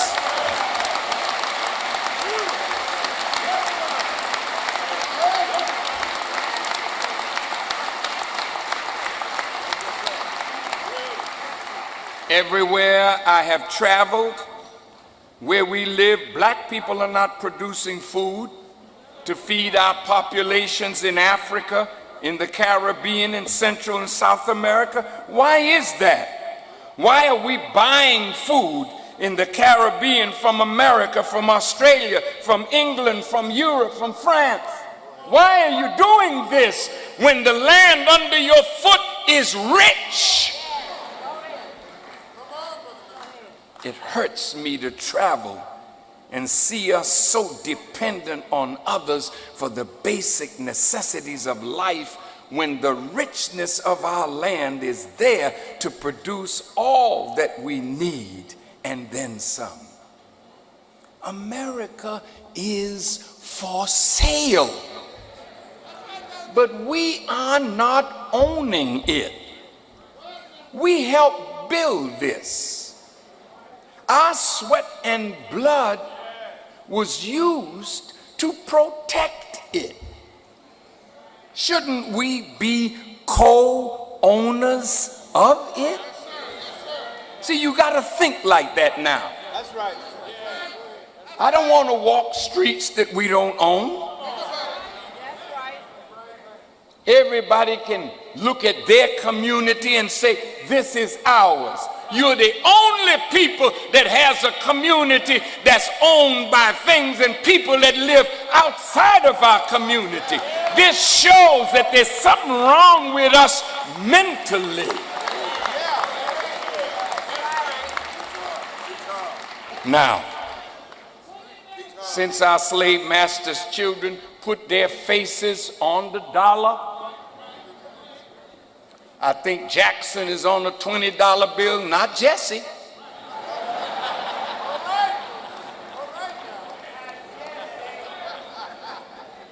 Since you call the $100 bill Benjamins, that ain't your Benjamin. That's their Benjamin. But if they like their face so much, yes, let's collect as many of their faces as we can.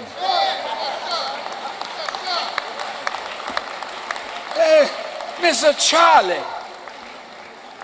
Charlie, look, see your face on the dollars. Mr. Charlie, what we want is all the land that's in the Delta.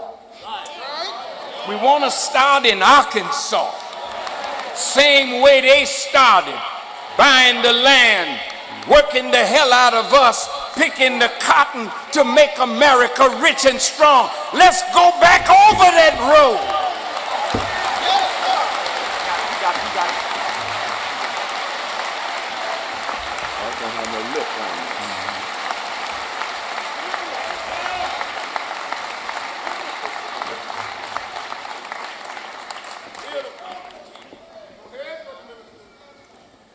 Let's take their faces, give it back to them.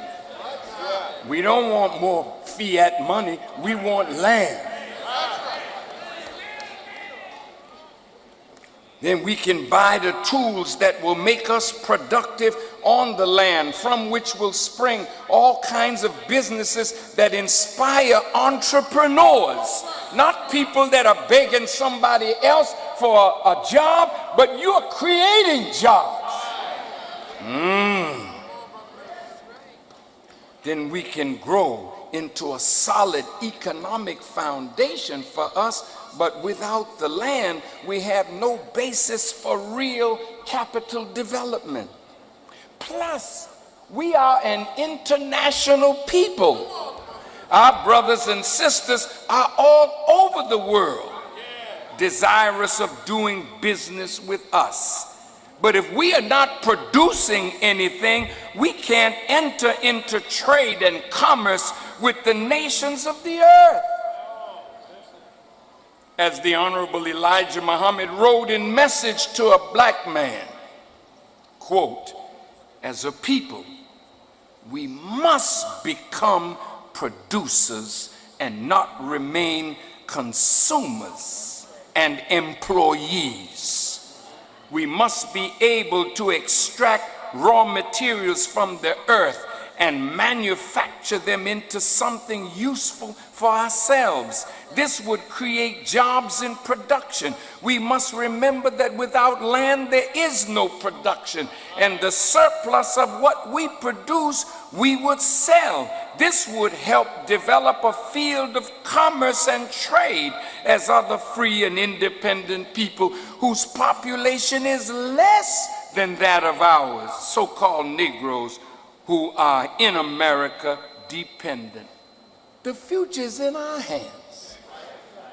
You don't have to beat up on other people. You just got to do right by yourself. Now look, the Honorable Elijah Muhammad, I was with him one day. He said, brother, I want you to think for the whole and speak for the whole. He didn't want me to speak just for the little nation of Islam. He wanted me to speak for all black people, not only in America, but all over the earth. Think for the whole and speak for the whole.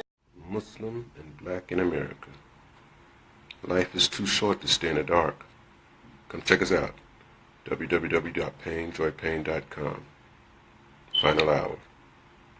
It's over.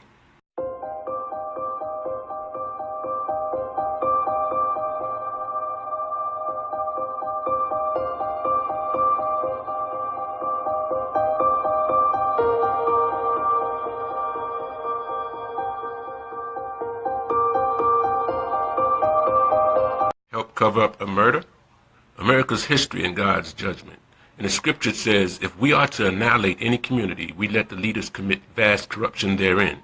Once they deserve retribution, we annihilate it completely.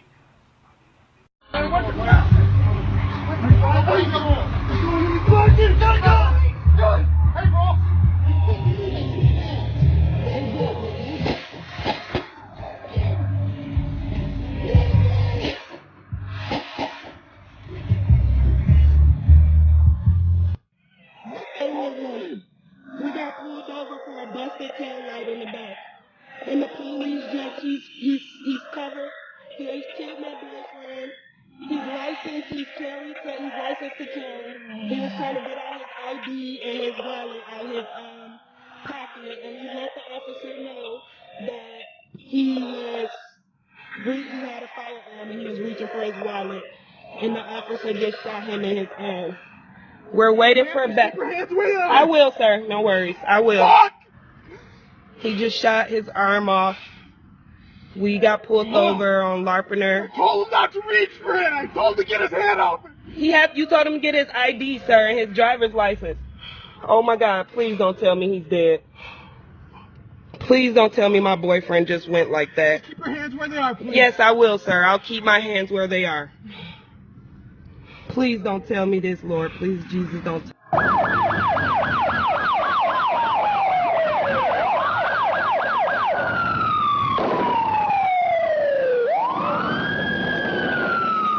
This video released by the Tulsa County Sheriff's Office shows the dramatic April 2nd arrest of a Tulsa man, Eric Harris, and the moment Reserve Deputy Robert Bates shoots him. Baby, stop it! See the gun? It's a gun, it's a gun. You fucking move, I'm gonna kill you, bitch.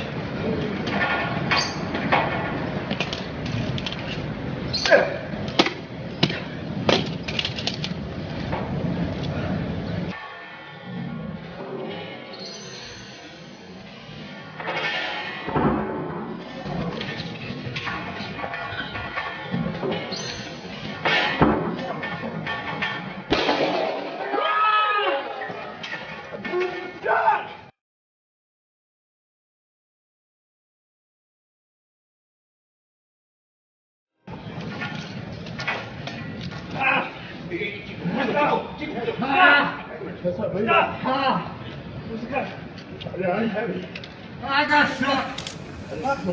You? I got on the window. Huh? I shoot nobody. I got shot in the stomach. I didn't shoot nobody. Come on. Stop fucking. Come on, man. Why you gonna put a gun on me? Say I'm gonna do it.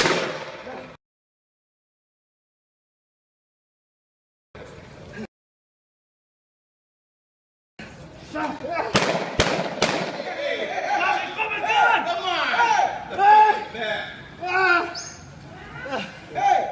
Bullshit. Hey, what's the address?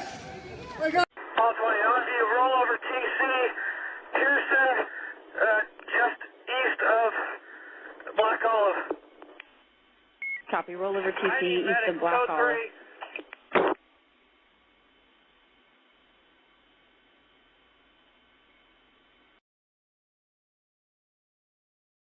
I've got an unresponsive female, I got a male in the car refusing to get out.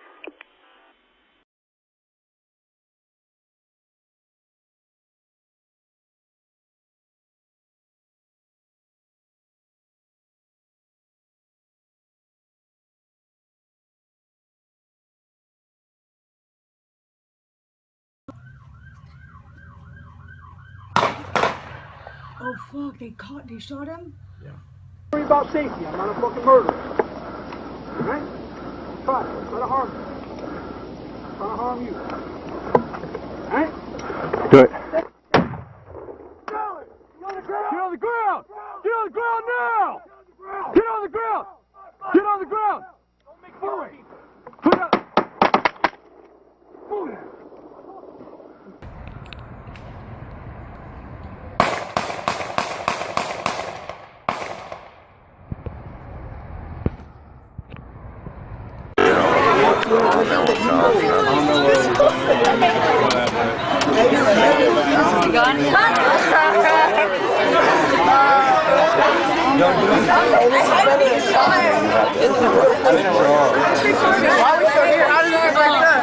Look at that man taking pictures and shit.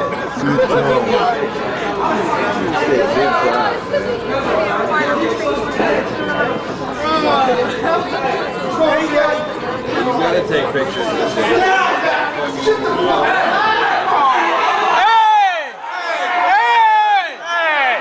Hey, come on, man. Hey, cut that That's out, fucked man. up. None of that necessary. That's doing the job. That's fucked up. That's fucked up. Really? That's hella unnecessary. Unnecessary, bro. Come on now.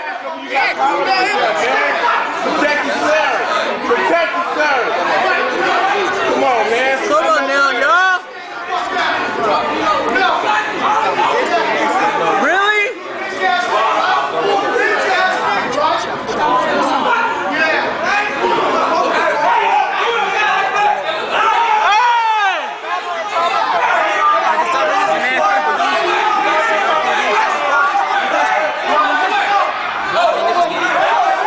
Hey, that's hella fucked up.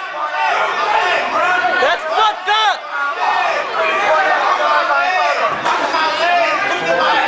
Let him go. What the fuck? Be straight up with me. Are you suspended? No, I'm not suspended. Why don't you have your license on you? I just done it. I'm sorry, bro. I'm just gonna go in the house. Okay. Where do you stay at? Down here? Right around the corner. Okay. Well, until I can figure out if you have a license or not, go ahead and take your seatbelt off for me. I ain't even do nothing. Go ahead and take your seatbelt off. Stop! Stop!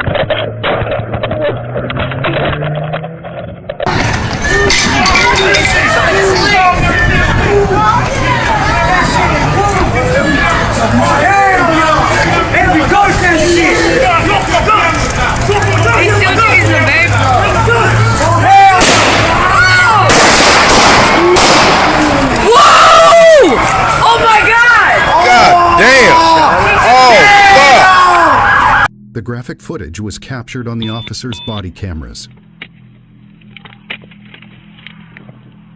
Hey, Fresno PD, get on the ground! Get on the ground! Without any hesitation, the officers would fire 9 rounds at Mr. Centeno, 7 of which would hit Mr. Centeno, leaving him in a coma for 23 days before his untimely death on September 26th.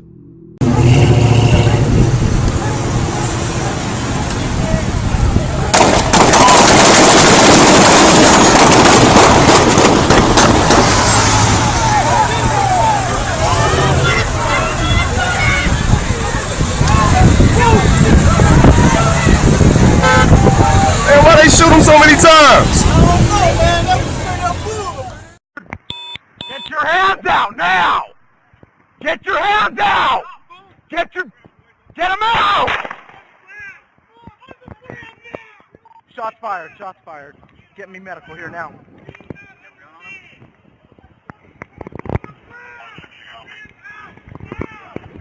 Hands, give me your hands. Now.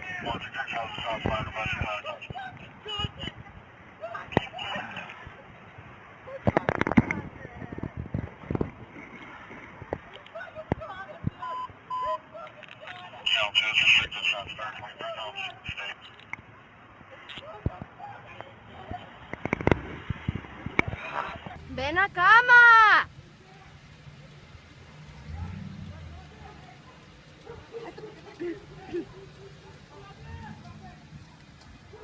Ma, ven acá. Ma. Amá.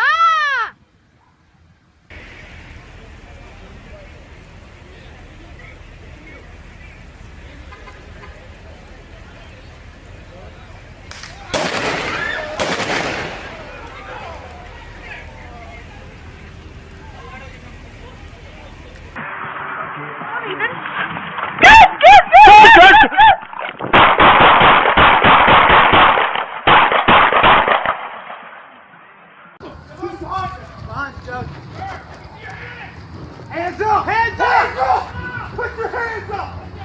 Hands up! Hands up! Hands up! Put your hands up! Put your hands up, cuz. They shot his ass. They reaching to get. Oh, he bleeding. He bleeding. Grab his hand. What the fuck? They shot him with a pellet gun. You know, stun gun to knock you out.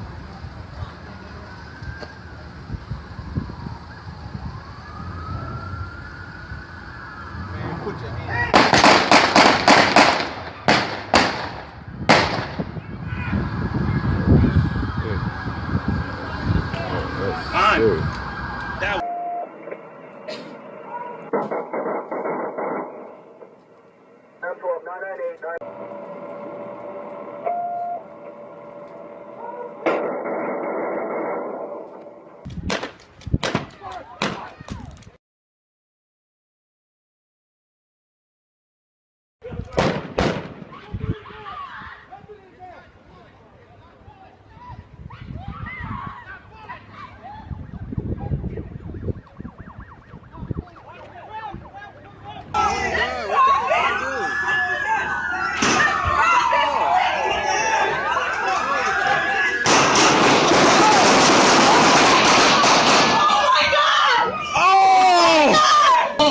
I told you the last time, please leave me alone. Please, don't touch me. Hold on. Don't touch me, please. The girl came over. Not touch me. Gave us a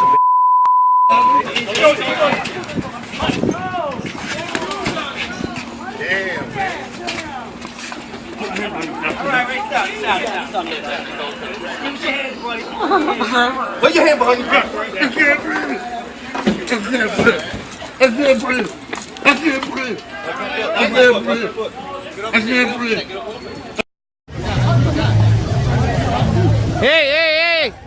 Hey, don't do that. I got it. Yeah, don't do that. Hey, don't do that.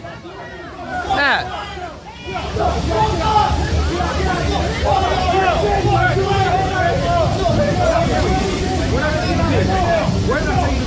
Hey, I got it all on it. Don't worry about that. No, you shouldn't do that.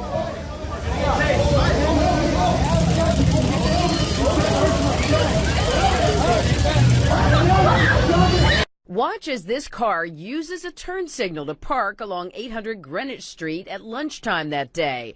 But Officer Santiago de Jesus pulled over the car anyway, saying the driver did not use a turn signal. Then he discovered Marcelina Cintron Garcia didn't have a driver's license. You were driving. You don't have a valid driver's license. The officer orders the driver and her boyfriend to sit down and calls for backup. The woman then tells him she's recording it on her phone. Watch here as he grabs the phone, throws it away, punches the woman, and he and another officer wrestle her on the cement to handcuff her.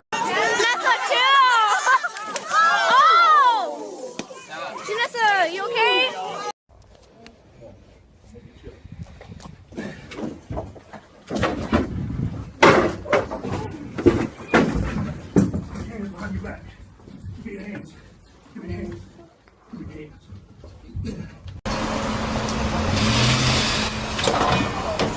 Oh. What the fuck? I got that on fucking camera! I got that on camera. Video of the arrest shows the officer hitting the man. He was accused of stealing a tomato from a Walmart. That man suffered a broken leg and a severed artery. Channel 2's Craig Lucy got exclusive video of the beating you see here. The man says he was in jail for 3 days before the charges were dropped. Was trying to make a run for it. He's clipped by a police car. On the ground, he clearly puts his arms out in the surrender pose, then folds his arms behind his head before police move in. But look what happens next. The first officer stomps on his head.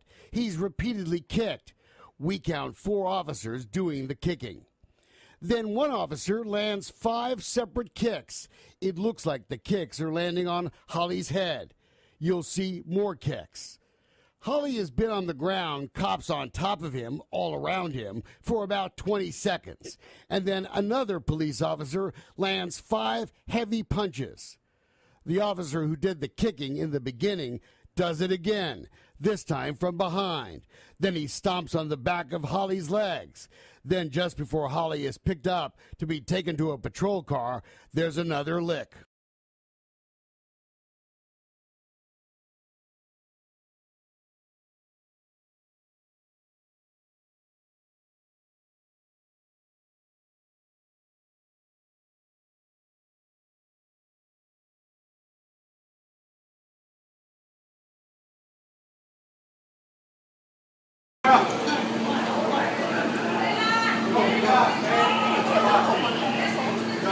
Give me your fucking hands! Oh my God, stop hitting him!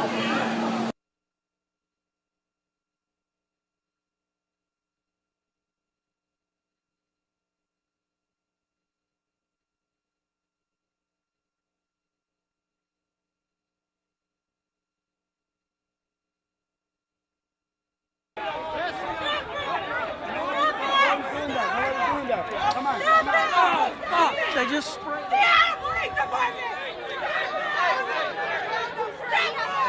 And then this image, the officer slamming her down on a concrete bench face first.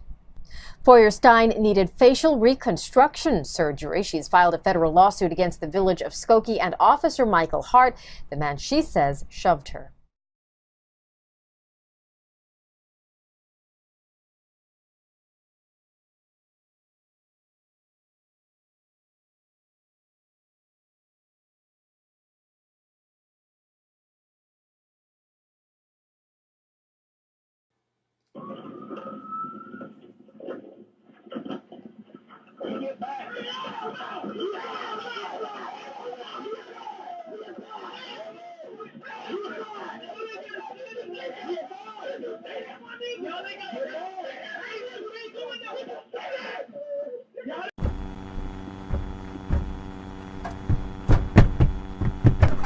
I gotta piss, bro. Stop kicking the window. I gotta piss. Okay. Stop kicking my window. I don't give a I gotta piss. Alright, you'll get your chance. I told you to stop kicking the window. You hear me?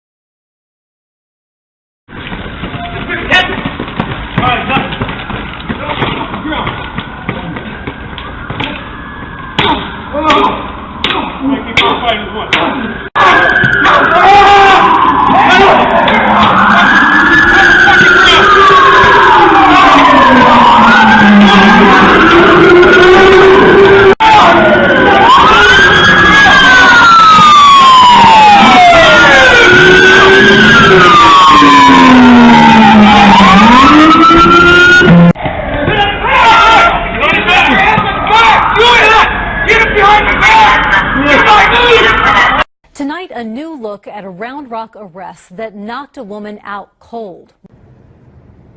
And then they say police brutality. Arrested. Stop. Oh, he is beating her up, yo. Gosh, why?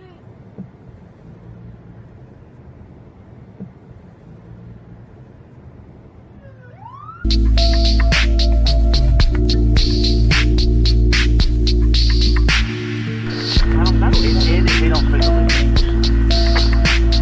Trying to pat him down because he keeps on walking away from him. You're alright. Put your legs on it. Stand up. Stand up.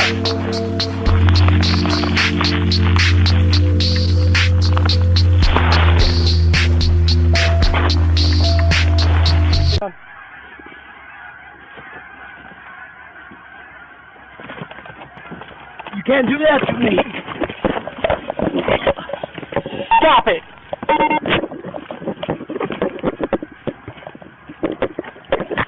Okay. I stopped. Put your hands back. It's the attack that cost Santa Fe police officer David Smoker his before the one day that ended Smoker's career in Santa Fe and cost the city $15,000 in a lawsuit. Griego claims the officer didn't have a blemish on his record in his 14 years as a state police officer and then with Santa Fe PD. This is security camera footage of a dramatic scene that unfolded back in May on a Centro bus. Brad Hewlett planned to do what he says he always does, ride the bus while standing. Hewlett suffered neurological damage in 1991 after being hit by 2 trains and is handicapped. Because of my back feels better standing up than sitting down and puts more pressure on the 2 herniated discs. When the driver asked him to sit down, Hewlett refused. Syracuse police were called. Officers ordered him to get off the bus. He again refused, saying he was doing nothing wrong. I paid to be on the bus, therefore I was not on there illegally, and I was not doing nothing that was not in my right.